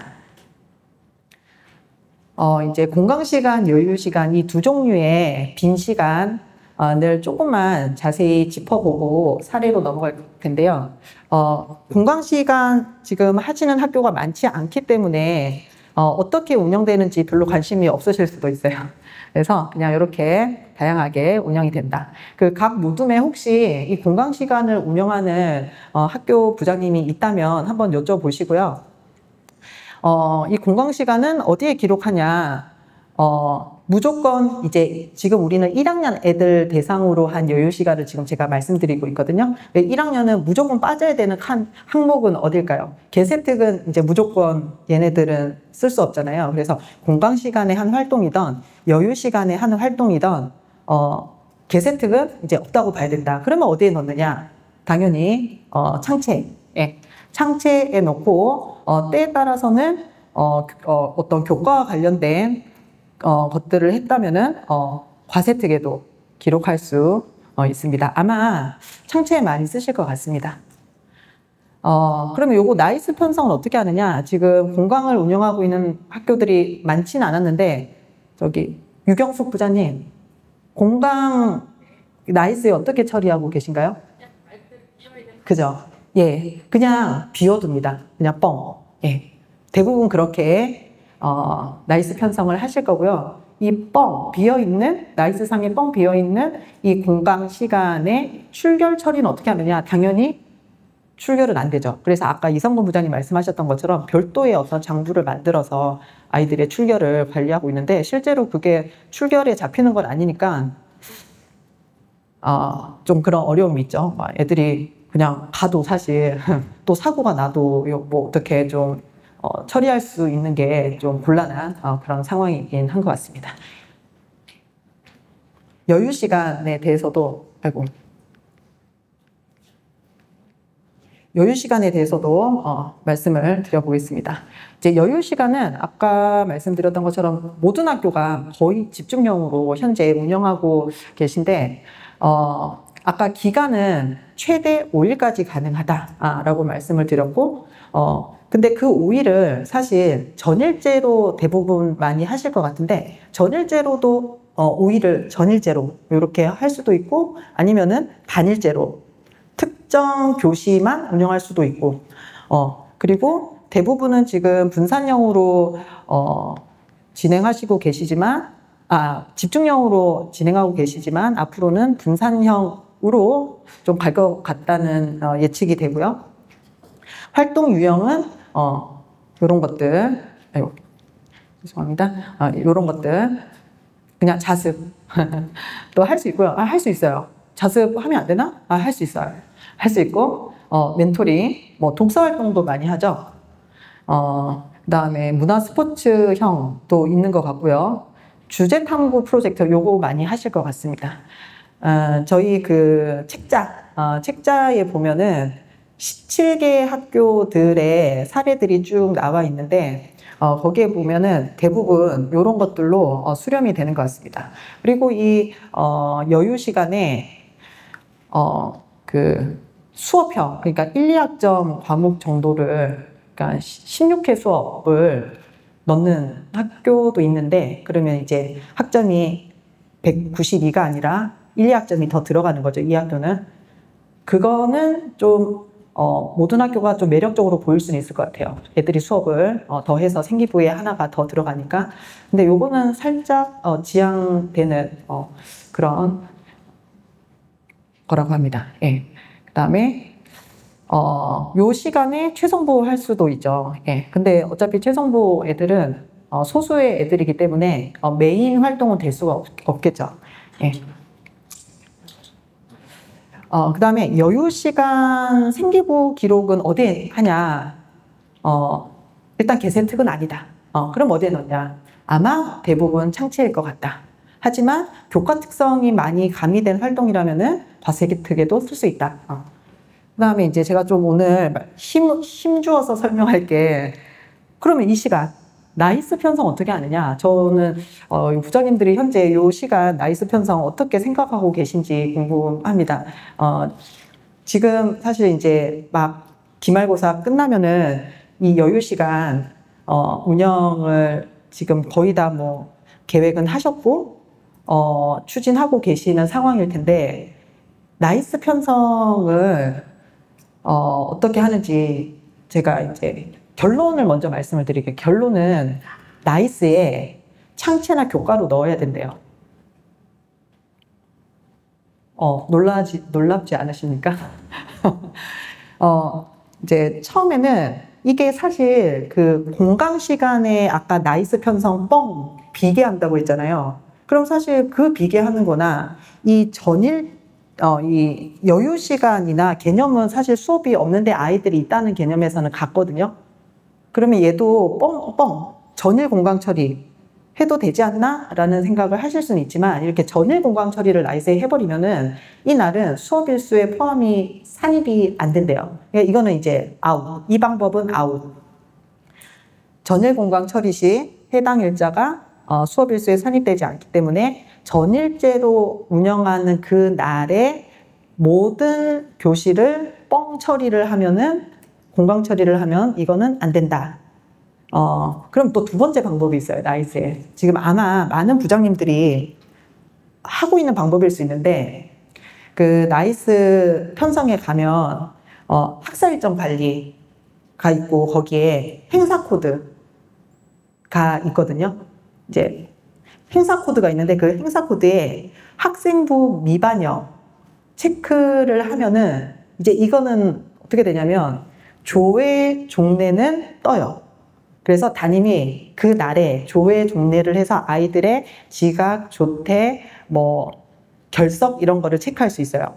근데 그 사이에 있는 1, 2, 3, 4, 5, 6, 7교시는 공강처럼 출결을 할 수가 없어요. 근데 이게 언제 바뀌었냐면은 3월 말에 바뀐 거래요. 3월 초에는 그 학생부 미반영 코드로 잡아도 1, 2, 3, 4, 5, 6, 7교시 때 담임이 출결 처리를 할 수 있었어요. 3월 달에. 모르셨죠? 할 수 있었는데 이게 이제 교과 선생님들 출결 권한이 교과 선생님들만 할 수 있다라는 개념이 잡히면서 3월 말에 이제 그 1, 2, 3, 4, 5, 6교시에 대한 출결 처리가 없어졌어요. 그래서 그때는 이제 그런 식으로 처리를 하면은 1, 2, 3, 4, 5, 6, 7에 그 출결 처리를 할 수가 없어요, 지금.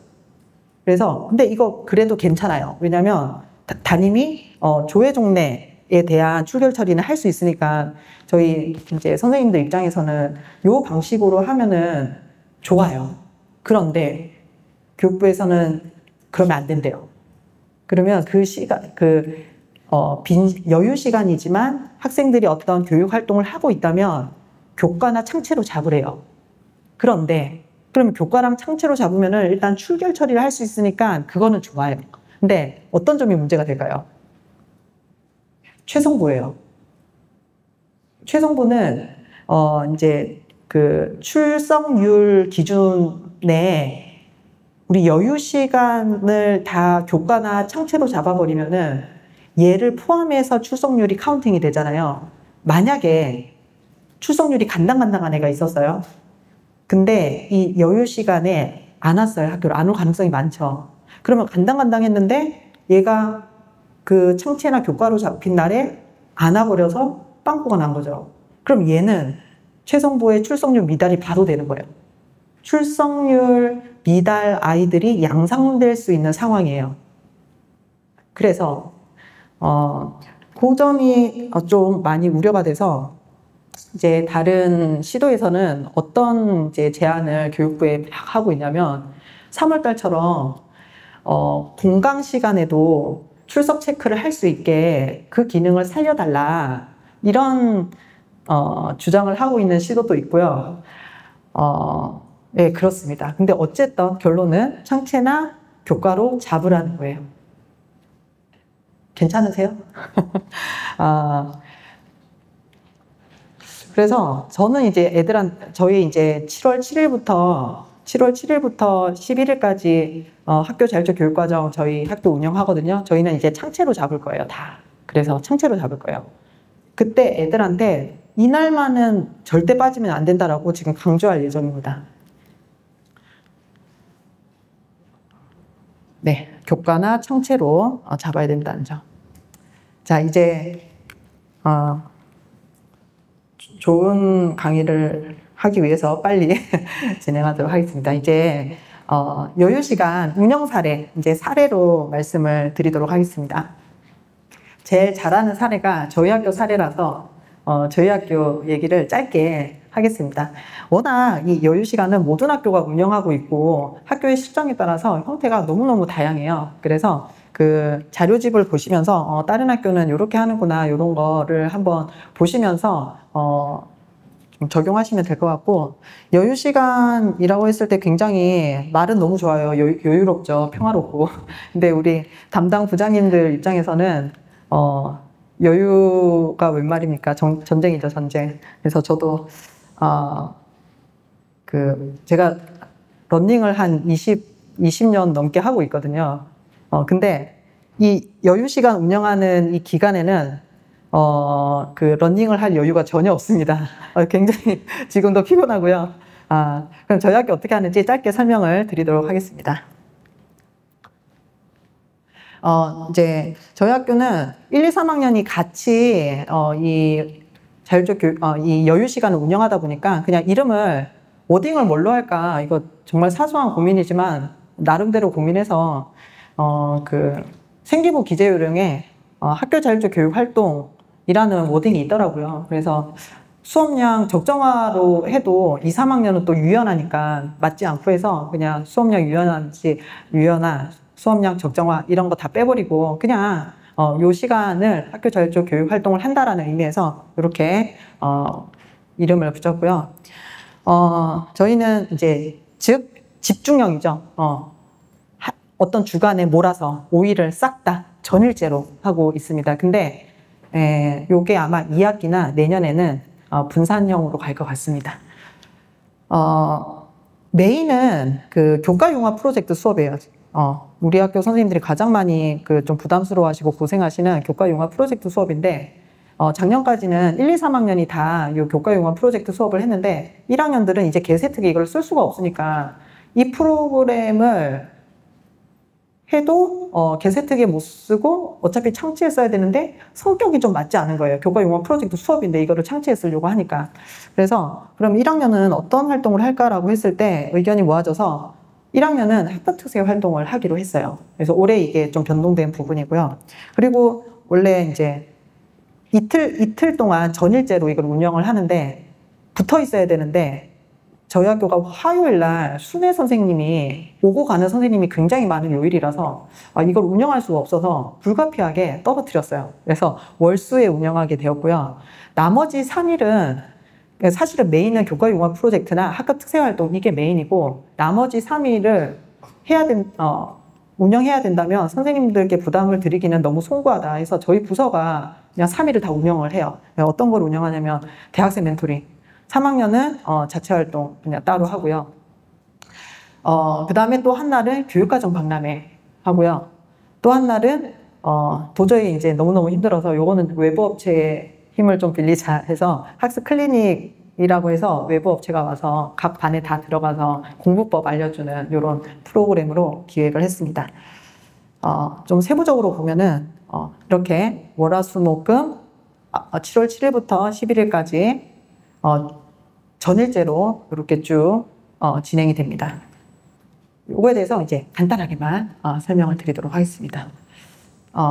2학기는 사실은 저희가 이제 다른 학교 어떻게 하는지 보고 하려고 계획을 안 세웠었어요. 그런데 지금 2학기는 그럼 어떻게 할 것이냐 지금 논의를 하고 있는데 너무너무 회의를 지금 몇 번이나 하는지 모르겠습니다. 너무 피곤한데 지금 방향은 어떻게 잡히고 있냐면 2학기는 5일 더 못하겠다.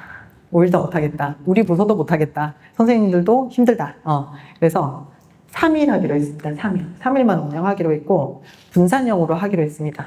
형태는 학급 특세 활동으로 가기로 했어요. 담임 선생님들이 엄청 부담이고 저항이 좀 있었어요. 근데 학급 특세 활동을 좀 내실 있게 해서 생기부에 그 자율활동에 잘 좀 적어주자 이런 취지에서 그렇게 2학기는 하는 것으로 가닥이 잡혀가고는 있습니다. 그래서 아마 내년에는 1학기는 이렇게 집중형으로 전일제로 하고 2학기는 이렇게 분산형으로 하는 그런 형태로 되지 않을까. 아니면은 내년에는 아예 1학기도 우리 부서에서 이제 힘들게 하던 이 3일짜리 프로그램은 없애버릴 수도 있을 것 같아요. 희망사항입니다. 왜냐하면 꼭 16회를 해야 되는 건 아니잖아요. 17회도 해도 되니까 네, 우리는 특정 요일만 16회로 하겠다 뭐 그런 개념인 거죠. 2학기 네. 대학생 멘토링 요거 이제 우리 부서에서 1, 2학년 대상으로 하는 건데 당해년도 졸업생 애들이 35명 이번에 옵니다. 올해 졸업한 애들이 35명이 와서 이제 멘토링을 하는 거죠. 그래서 사전교육을 저번 주 일요일 저녁 11시, 밤 11시 그 전 일요일 밤 11시에 이 35명을 줌으로 다 불러 모아서 이제 사실은 이 대학생들 우리 졸업생들의 입을 빌려서 우리 교사들이 하고 싶은 말을 하게 하는 거죠, 사실은. 그래서 막 교육을 엄청 이런 방향으로 니네들이 얘기를 해야 된다. 정식적으로 얘기하지 말아라. 뭐 이런 당부를 하면서 사전회의를 했고요. 얘네들이 이제 어떻게 하냐면 35명이 오전에 1, 2, 3교시 멘토링을 하고요. 오후에 4, 5, 6교시 멘토링을 합니다. 그러니까 대학생들은 되게 빡세요. 자기 멘토링에 수강한 아이들 한 열 몇 명 되거든요. 그 열 몇 명을 대상으로 3시간 동안 멘토링을 하는 거예요. 그래서 원고도 많이 써오게 하고, 이 대학생 멘토들한테 원고도 써오게 하고, PPT도 검토받고 해서 이제 투입을 합니다. 그 애들한테 한 하루 6시간 멘토링해서 20만 원 정도 줘요. 그래서 그거 먼저 얘기합니다. 이거 20만 원 준다. 니네 제대로 해야 된다. 이렇게 얘기를 합니다. 그래서 예산이 이 정도 됩니다. 참고로 저희 그 일주일 동안에 그 프로그램 5일 동안에 투입되는 예산을 계산해 보니까 1,200만 원, 300만 원 정도 되더라고요. 그 중에서 지금 대학생 멘토링 요 정도 예산 투입해서 하고 있습니다. 그리고 그 자율적 교육과정 우리 그 예산은 전부 다 고교학점제 예산으로 저희는 하고 있어요. 고교학점제 예산의 거의 상당수가 지금 이 프로그램, 이 자율적 교육 활동에 투입되고 있습니다. 그래서 얘네들이 이제 대학생 멘토들이고요. 뭐 이런 식으로 진행이 돼요. 예, 이렇게. 그래서 또 이제 멘토들별로 좀 이제 수준 차이를 없애려고 사전 회의나 이런 거를 통해서 많이 좀 다듬기는 하지만 또 멘토들마다 좀 수준 차이가 나긴 합니다. 메인은 사실 이겁니다. 학급 특색활동과 교과 융합 프로젝트 수업. 네, 월수 불가피하게 떨어뜨려서 운영이 되고 있고요.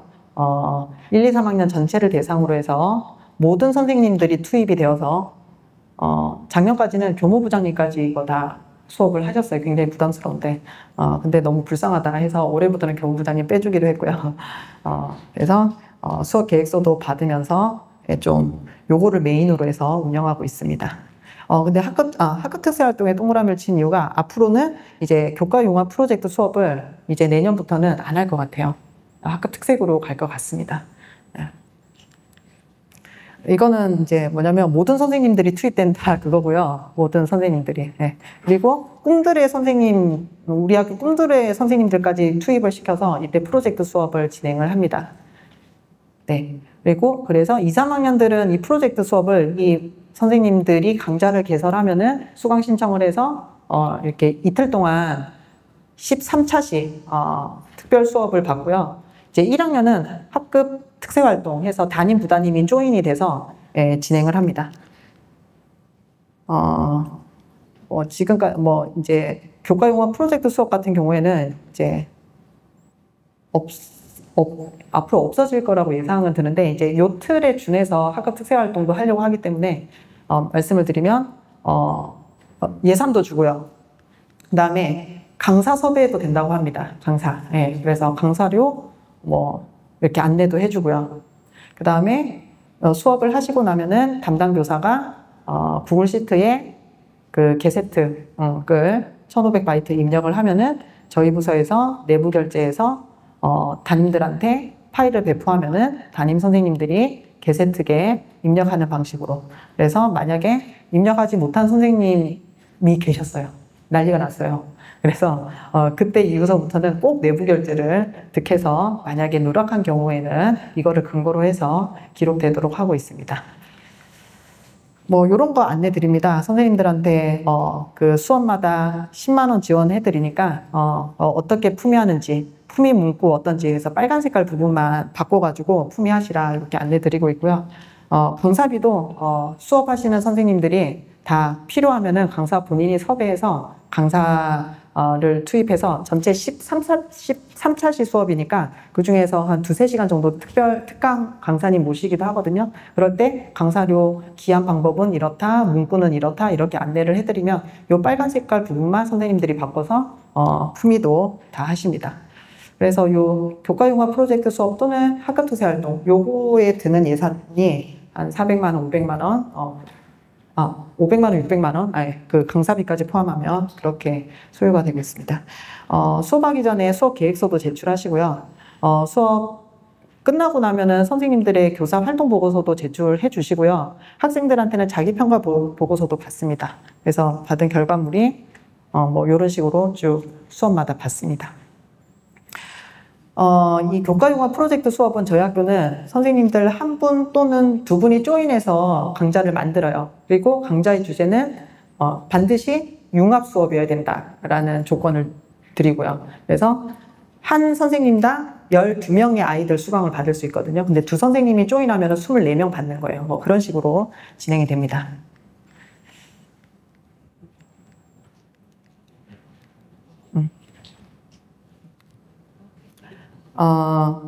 그 설문조사를 한번 받아봤어요.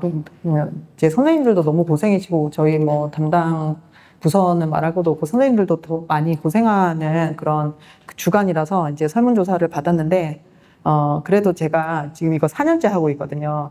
그나마 애들이 좋아하니까 그때 눈가가 촉촉해지면서 쭉 4년간 해올 수 있었던 것 같습니다. 요거 이제 요 대학생 멘토링이나 그다음에 교과융합 프로젝트 수업이나 선택 과목 설명회 저희 교육과정 박람회 때 하는 거 요거 다 이제 만족도를 받아봤는데 파란 색깔이 매우 만족이고 빨간 색깔이 만족입니다. 이게 뭐 정치적으로 뭐 그런 건 아니고요. 파란 색깔이 매우 만족, 빨간 색깔이 만족인데 그래서 파란 색깔, 빨간 색깔 비율이 이렇게 거의 80% 후반대, 90%대까지 나와서 그래도 고생한 게 아깝진 않다. 뭐 이런 생각을 하고 있습니다. 요거는 이제 교과융합 프로젝트 수업 주제별로 이제 구글 시트 제가 올려드리면은 구글 시트에 애들 명렬, 1, 2, 3학년 전체 학생 쫙 명렬 들어가고 걔네들이 어떤 교과융합 프로젝트를 수업을 했는지 쫙 넣어드리면은 이제 이 수업을 담당했던 선생님들이 여기에 쫙 써주시는 거예요. 그래서 1500바이트 거의 다 꽉꽉꽉꽉 채워가지고 학생 개별화 시켜서 이렇게 그 담당 선생님들이 다 넣어주시면은 나중에 요거를 담임 선생님들이 복붙하는 그런 형식입니다. 요거는 이제 애들한테 다 끝나고 나서 선생님들한테 하고 싶은 말 해봐라 해서 설문 구글 폼 돌렸거든요. 구글 폼 돌렸는데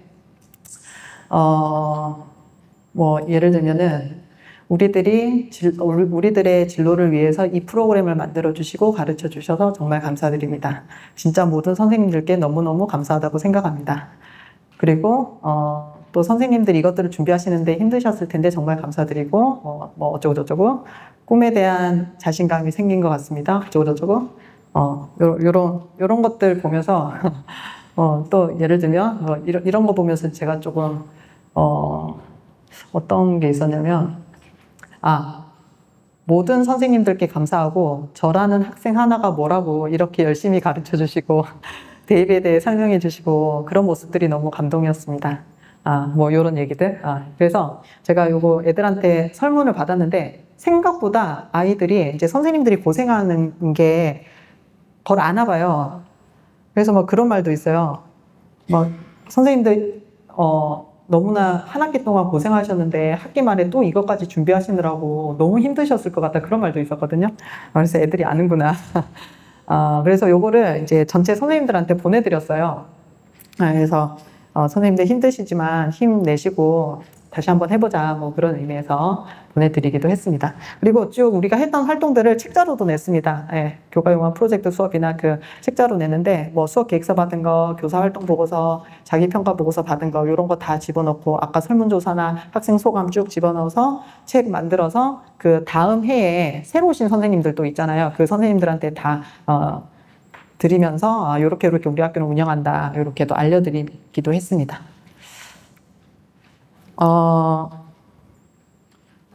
좋은 강의를 하기 위해서 지금 이거는 이제 저희가 학교자율교육활동 기간 중에 교육과정 박람회를 했거든요. 거기에 이제 메인이 선택과목 설명회인데 요거 어떻게 했는지는 다른 학교들 다 너무 잘하시고 계시니까 좋은 강의를 위해서 요거는 패스하겠습니다. 네. 그럼 이상으로 그 수업량 적정화에 따른 여유시간 운영에 대한 강의를 마치도록 하겠습니다. 감사합니다.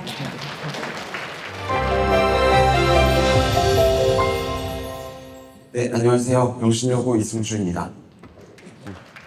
제가 마지막 차례를 맡게 됐고요. 지금 저한테 주어진 시간이 4분 정도 있는데요. 최대한 핵심만 빠르고 간결하게 전달 드리도록 하겠습니다. 일단 저희가 이걸 왜 시작하게 됐는지, 그리고 실제로 어떻게 쓰고 있는지 시연을 보여드릴 거고요. 그리고 이제 기술적으로 어떻게 만들 수 있는지까지 설명을 드리겠습니다. 지금 보시는 이 화면이 저희 학교 1학년 교육과정인데요. 이제 이 1학년 학생들이 3학년이 되었을 때 교과군을 나누지 않고 택9를 하거든요. 혹시 다들 이렇게 많이 하시나요? 근데 제가 주변에 조사해 본 바로는 이 정도면 거의 인천에서 제일 과감한 학교 중에 하나가 아닌가 그런 생각이 드는데요. 일단 이제 목적은 고교학점제의 취지를 이제 최대한 100% 살려보자라는 취지로 시작은 했지만 현실적으로 밀려올 문제들이 막 예상이 되시죠? 저희도 이제 비슷한 걱정을 하고 있고요.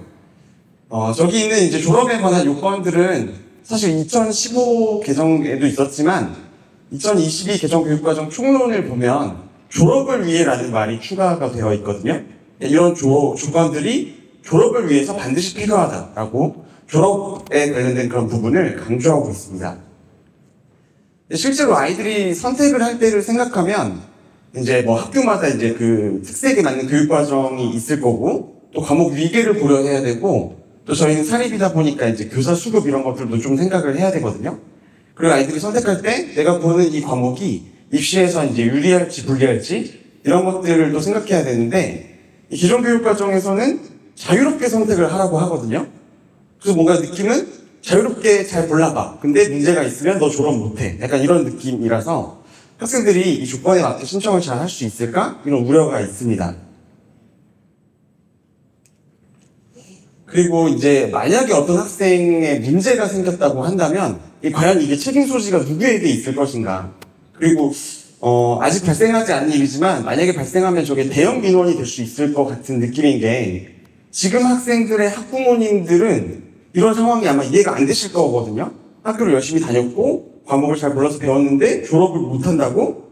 이런 문제가 발생하게 되면 아마 학생, 학부모, 학교 모두가 다 힘든 상황이 될 거라서 제가 이제 다른 학교는 혹시 어떻게 하는지를 많이 조사를 해봤는데 일단은 학생들이 잘 고를 수 있게 사전 교육을 철저히 하고 학생들을 믿고 맡기자 뭐 이렇게 답변을 많이 주셨거든요.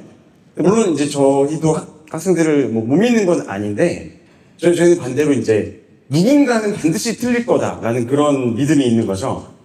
확고한 믿음입니다. 그래서 이제 그런 것들을 이제 예방하고자 이 수강신청 선택 점검 도우미라는 거를 개발하고 쓰게 됐습니다. 이 활용 사례를 제가 여기 그 원고에도 넣어놨는데 사실 저희는 이미 지금 현재 2학년, 3학년도 완전 개방형으로 과목을 선택하고 있습니다.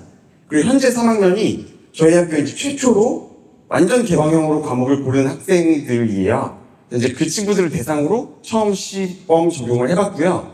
여기 있는 내용들, 여기 이제 체크리스트 먼저 설명드릴게요. 이게 이제 저희 학교의 이제 조건들인데, 첫 번째로는 이제 기초 과목을 신청해야 되는 거, 그리고 뭐 진로 과목에 대한 거, 문과는 과학을 들어야 되고, 이과는 사회를 들어야 되고, 과학 과목은 위계를 잘 시켜야 되고, 또 저희는 이제 미디어 융합 사회 과정, 인베디드 AI 과정 이런 것들이 있는데, 예를 들면 인베디드 AI 과정은 뭐 인공지능 기초, 인공지능 수학 이런 것들을 들어야 됩니다. 그런 조건들이 있고, 또 2학년은 제2외국어 중에 하나를 꼭 고르고, 교양을 하나를 고르고, 이런 이제 저희 학교만의 어떤 규칙들이 같이 버무려져 있습니다. 그래서 이제 이런 것들에 맞게 잘 신청을 했는지를 제가 이제 원고에도 있지만 파일로 이제 열어서 보여드리겠습니다. 네, 그 원고의 순서에 맞게 2학년 거부터 먼저 설명을 드리면 여기 과목 선택 점검 도우미 2학년 파일을 한번 열어보겠습니다. 네, 여기 총 4개의 시트가 있는데요.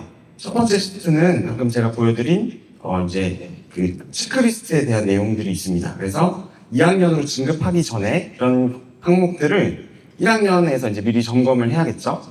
이제 이게 체크리스트에 대한 설명이고, 여기 반별 요약에 보시면 학생들이 선택한 그 과목을 모두 점검을 해서 혹시 문제가 있는 학생이 누구인지, 어떤 문제인지를 점검을 합니다. 그래서 이거는 이제 실무자가, 그 담당자가 좀 보기 편하게 반별로 어떻게 되어 있는지를 확인할 수 있는 화면이고요. 대부분의 아이들은 잘 하기 때문에 이제 영어로 찍혀 있는 거는 문제가 없다는 뜻이고, 이렇게 이제 색깔로 표시된 건 1학년 4반 학생의 어떤 누군가가 2학년 과제연구 위계를 잘못 맞췄다. 이런 내용인 거죠. 그래서 이제 그 다음 시트로 가보시면 방금 전에 4반이었잖아요. 여기 오른쪽에서 4반을 누르겠습니다. 그럼 이제 4반에서 구체적으로 어떤 애가 이걸 잘못했는지를 볼 수 있거든요.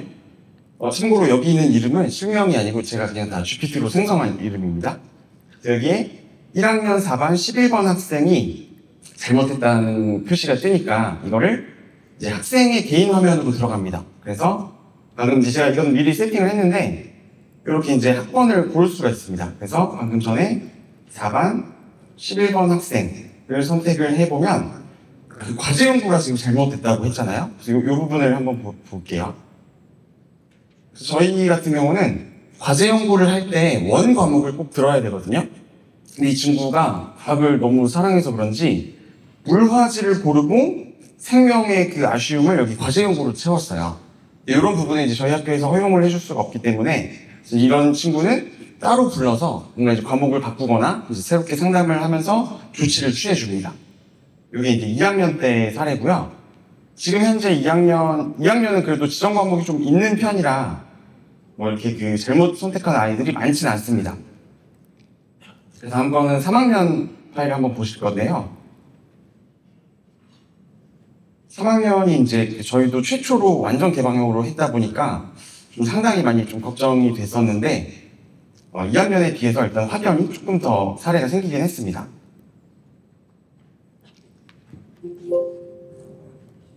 네, 작동 방식은 비슷한데요. 여기 이 확인사항에서 이제 3학년 것까지, 그러니까 이제 3학년 올라가기 전이니까 2학년 확인사항이겠죠? 그래서 여기 있는 내용을 체크를 확인을 한번 하고, 그래서 이제 이런 요건들에 안 맞는 애들이 몇 명이나 있는지를 이렇게 이제 실무자가 바로 한 번에 파악을 합니다. 그래서 이제 한 명씩 이제 이 세부 내역을 보는 거죠. 예를 들면, 여기 3학년 이과 학생을 한번 볼게요. 아까랑 비슷하게 7반에 지금 문제가 있고 1, 2, 3반에 지금 문제가 있는 상황이에요. 하나씩 보면 예를 들어서 여기 7반을 한번 보겠습니다. 7반에 마찬가지로 이 학생들도 다 이제 그냥 그 생성한 이름입니다. 7반에 11번 학생 7반에 11번 학생을 여기에 보시면 7반에 11번 여기 항목에서 찾으셔도 되고 이렇게 입력을 해도 됩니다. 넣으시면 이 학생의 선택 내용이 나오는데 과학 실험 유계를 못 맞췄다고 했거든요. 그래서 이 친구가 선택을 한 걸 보니까 여기 잘 보이실까요? 여기 저희는 이제 그 3학년의 그 과학 실험 과목 중에서 물리학 실험이 따로 없고 정보과학으로 대체하거든요. 근데 아마 이 친구가 이제 설명을 잘 못 듣고 그냥 정보과학이라는 이름이 좀 있어 보이니까 이렇게 고른 것 같아요. 이런 경우도 이제 마찬가지로 불러서 조치를 또 취해주고요. 사례를 하나만 더 보겠습니다. 아까 전에 예를 들면 1반에는 지금 기초과목 학점을 초과한 학생들이 보이는데요. 여기 1반에 있는 애가 어떤 애인지를 한번 볼게요. 그리고 2학년 1반의 1번 학생, 이 김민수 학생이 이렇게 이제 확인을 해보시면 이 김민수 학생이 현재 기초과목을 지금 너무 많이 선택을 했죠. 이게 이제 이 친구가 선택을 한 건데 요게 지금 너무 많아서 학점을 초과했기 때문에 이제 이런 경우는 뭐 선택을 바꾸거나 아니면 뭐 꿈들의 여부를 확인하거나 이런 어떤 절차를 거치게 됩니다. 이런 이제 사례들 또 몇 가지 사례가 더 있지만 이거는 시간 관계상 일단 넘어가겠습니다. 그래서 지금 이제 제가 설명드린 내용이 이 원고상에서 현재 여기까지 되어 있는 내용이고요. 그래서 저희가 이제 쓰는 이 시스템의 이제 장점은 이게 이제 어떤 그 점검하는 과정을 시스템으로 구축해 놨기 때문에 뭐 체크나 또 관리의 효율성이 있고요. 실무자가 바뀌더라도 다음 사람이 이제 유연하게 대처할 수 있다는 장점이 있습니다. 그리고 또 두 번째로는 이게 이제 어떤 그 문제 소지에 관한 부분에서 점검을 하는 과정이 힘들다 보니까 놓쳤을 때 생기는 부분. 제가 주변에 물어봤을 때 만약에 진짜 어떤 문제가 생기면 이거 누구 책임이냐 그랬더니 담임을 하고 있는 친구들은 교육과정도 잘못이지라고 하고 또 저희 입장에서는 아니 그래도 담임이 꼼꼼하게 봐야지 약간 이런 생각이 들잖아요. 이걸 이용해서 저희는 같이 이중으로 점검을 합니다. 그런 어떤 장점이 있다고 볼 수 있고요. 이제 앞으로 보완해야 될 점은 전입생의 경우는 이제 이전 교과 교육과정이 너무 다 다르기 때문에 이제 이걸 해결할 수 없지만 공동교육과정 같은 경우는 이 시스템 안에 좀 이렇게 같이 추가해서 보완하는 방식으로 생각을 하고 있습니다. 그리고 현재는 이거 2015에 맞춰져 있기 때문에 2022에 맞는 것들을 또 추가하려고 하고 있습니다. 자, 여기까지가 이제 시연에 대한 내용이고요. 여기 세 번째는 이제 제작 방법에 관한 건데, 이거는 이제 좀 기술적인 부분이다 보니까, 좀 이제 프로그램이 좀 친숙하지 않으신 분들도 계실 것 같아요. 그래서 이제 직접 만드시기보다는 어떤 학교의 실무자나 엑셀 능력자, 지금 딱 떠오르는 분들이 있으시잖아요. 그래서 그분에게 이제 선물로 주시면 굉장히 좋아하실 겁니다. 이제 이 관련된 내용을 제가 그냥 간략하게만 한번 설명을 드리겠습니다. 저희는 이제 그 고교학점제 수강 신청 사이트를 쓰는데, 그 사이트에서 이제 이렇게 신청을 하면 이제 그 신청에 대한 결과를 이렇게 이제 로우 데이터로 바로 제공을 해줍니다. 이것들을 이제 모아서 학생 한 명 한 명 별로 다 파일을 이렇게 개별적으로 정리를 해서 이렇게 이제 그 하나의 큰 표를 만듭니다. 이 과정을 이제 정규화라고 하는데, 여기 마지막 이 줄 혹시 숫자가 보이시나요? 여기 마지막 여기가 4,772거든요. 이게 모든 학생의 모든 신청한 과목에 대한 데이터인 거예요. 그래서 이제 그 기능을 활용해서 그 모든 항목들을 다 점검하고, 근데 이제 그런 기술적인 부분이 밖으로 꺼내질 필요는 없기 때문에 이제 보실 수 있는 분들이 점검을 실제로 하는 분이 좀 편하게 확인할 수 있게 이거를 바깥으로 이렇게 출력하는 부분까지 구현을 했습니다. 그리고 실제로 이제 학생이 신청했는지 보려면 생기부를 새로 뽑거나 이제 또 사이트 들어가서 보거나 이런 좀 번거로움이 있는데, 이 안에서 직접 그냥 다 볼 수 있게 요 개별적인 데이터까지 출력하는 부분을 구현을 했고요. 네, 그래서 여기까지가 이제 제가 준비한 내용이고, 시간이 조금 오버돼서 죄송합니다. 일단 현재 이게 저희가 이제 쓰고 있는 그런 내용들인데, 이게 이제 제가 처음에는 그렇게 대단한 내용이 아닌데 이걸 연수해서 말할 정도가 될까 싶었는데, 일단 저희 학교에서는 잘 쓰고 있고, 또 이제 담당하시는 분이 또 극찬을 많이 해주셔가지고 자신감을 얻고 나왔습니다. 그래서 이제 이 파일이 지금 그 장학사님이 주시는 패들렛 사이트에 다 올라가 있습니다. 그래서 그 사이트에 있는 파일을 한번 보시고, 안에 그 세부 내용을 보시면 수식이나 데이터가 어떻게 연계됐는지를 확인하실 수 있거든요. 근데 저도 전문가는 아니다 보니까 조금은 난잡하고 조악하게 되어 있을 텐데, 이제 이거를 베이스로 각 학교에서 좀 더 좋은 아이디어를 살려서 발전하시면 좋을 것 같습니다. 네, 그 파일 공유나 아니면 또 어떤 다른 부분에 대해서 제가 도와드릴 게 있다면 아이스톡에 명신여고 이승주 검색해서 연락 주시면 됩니다. 네, 그러면 시간이 좀 지났지만 마치도록 하겠습니다. 네, 감사합니다.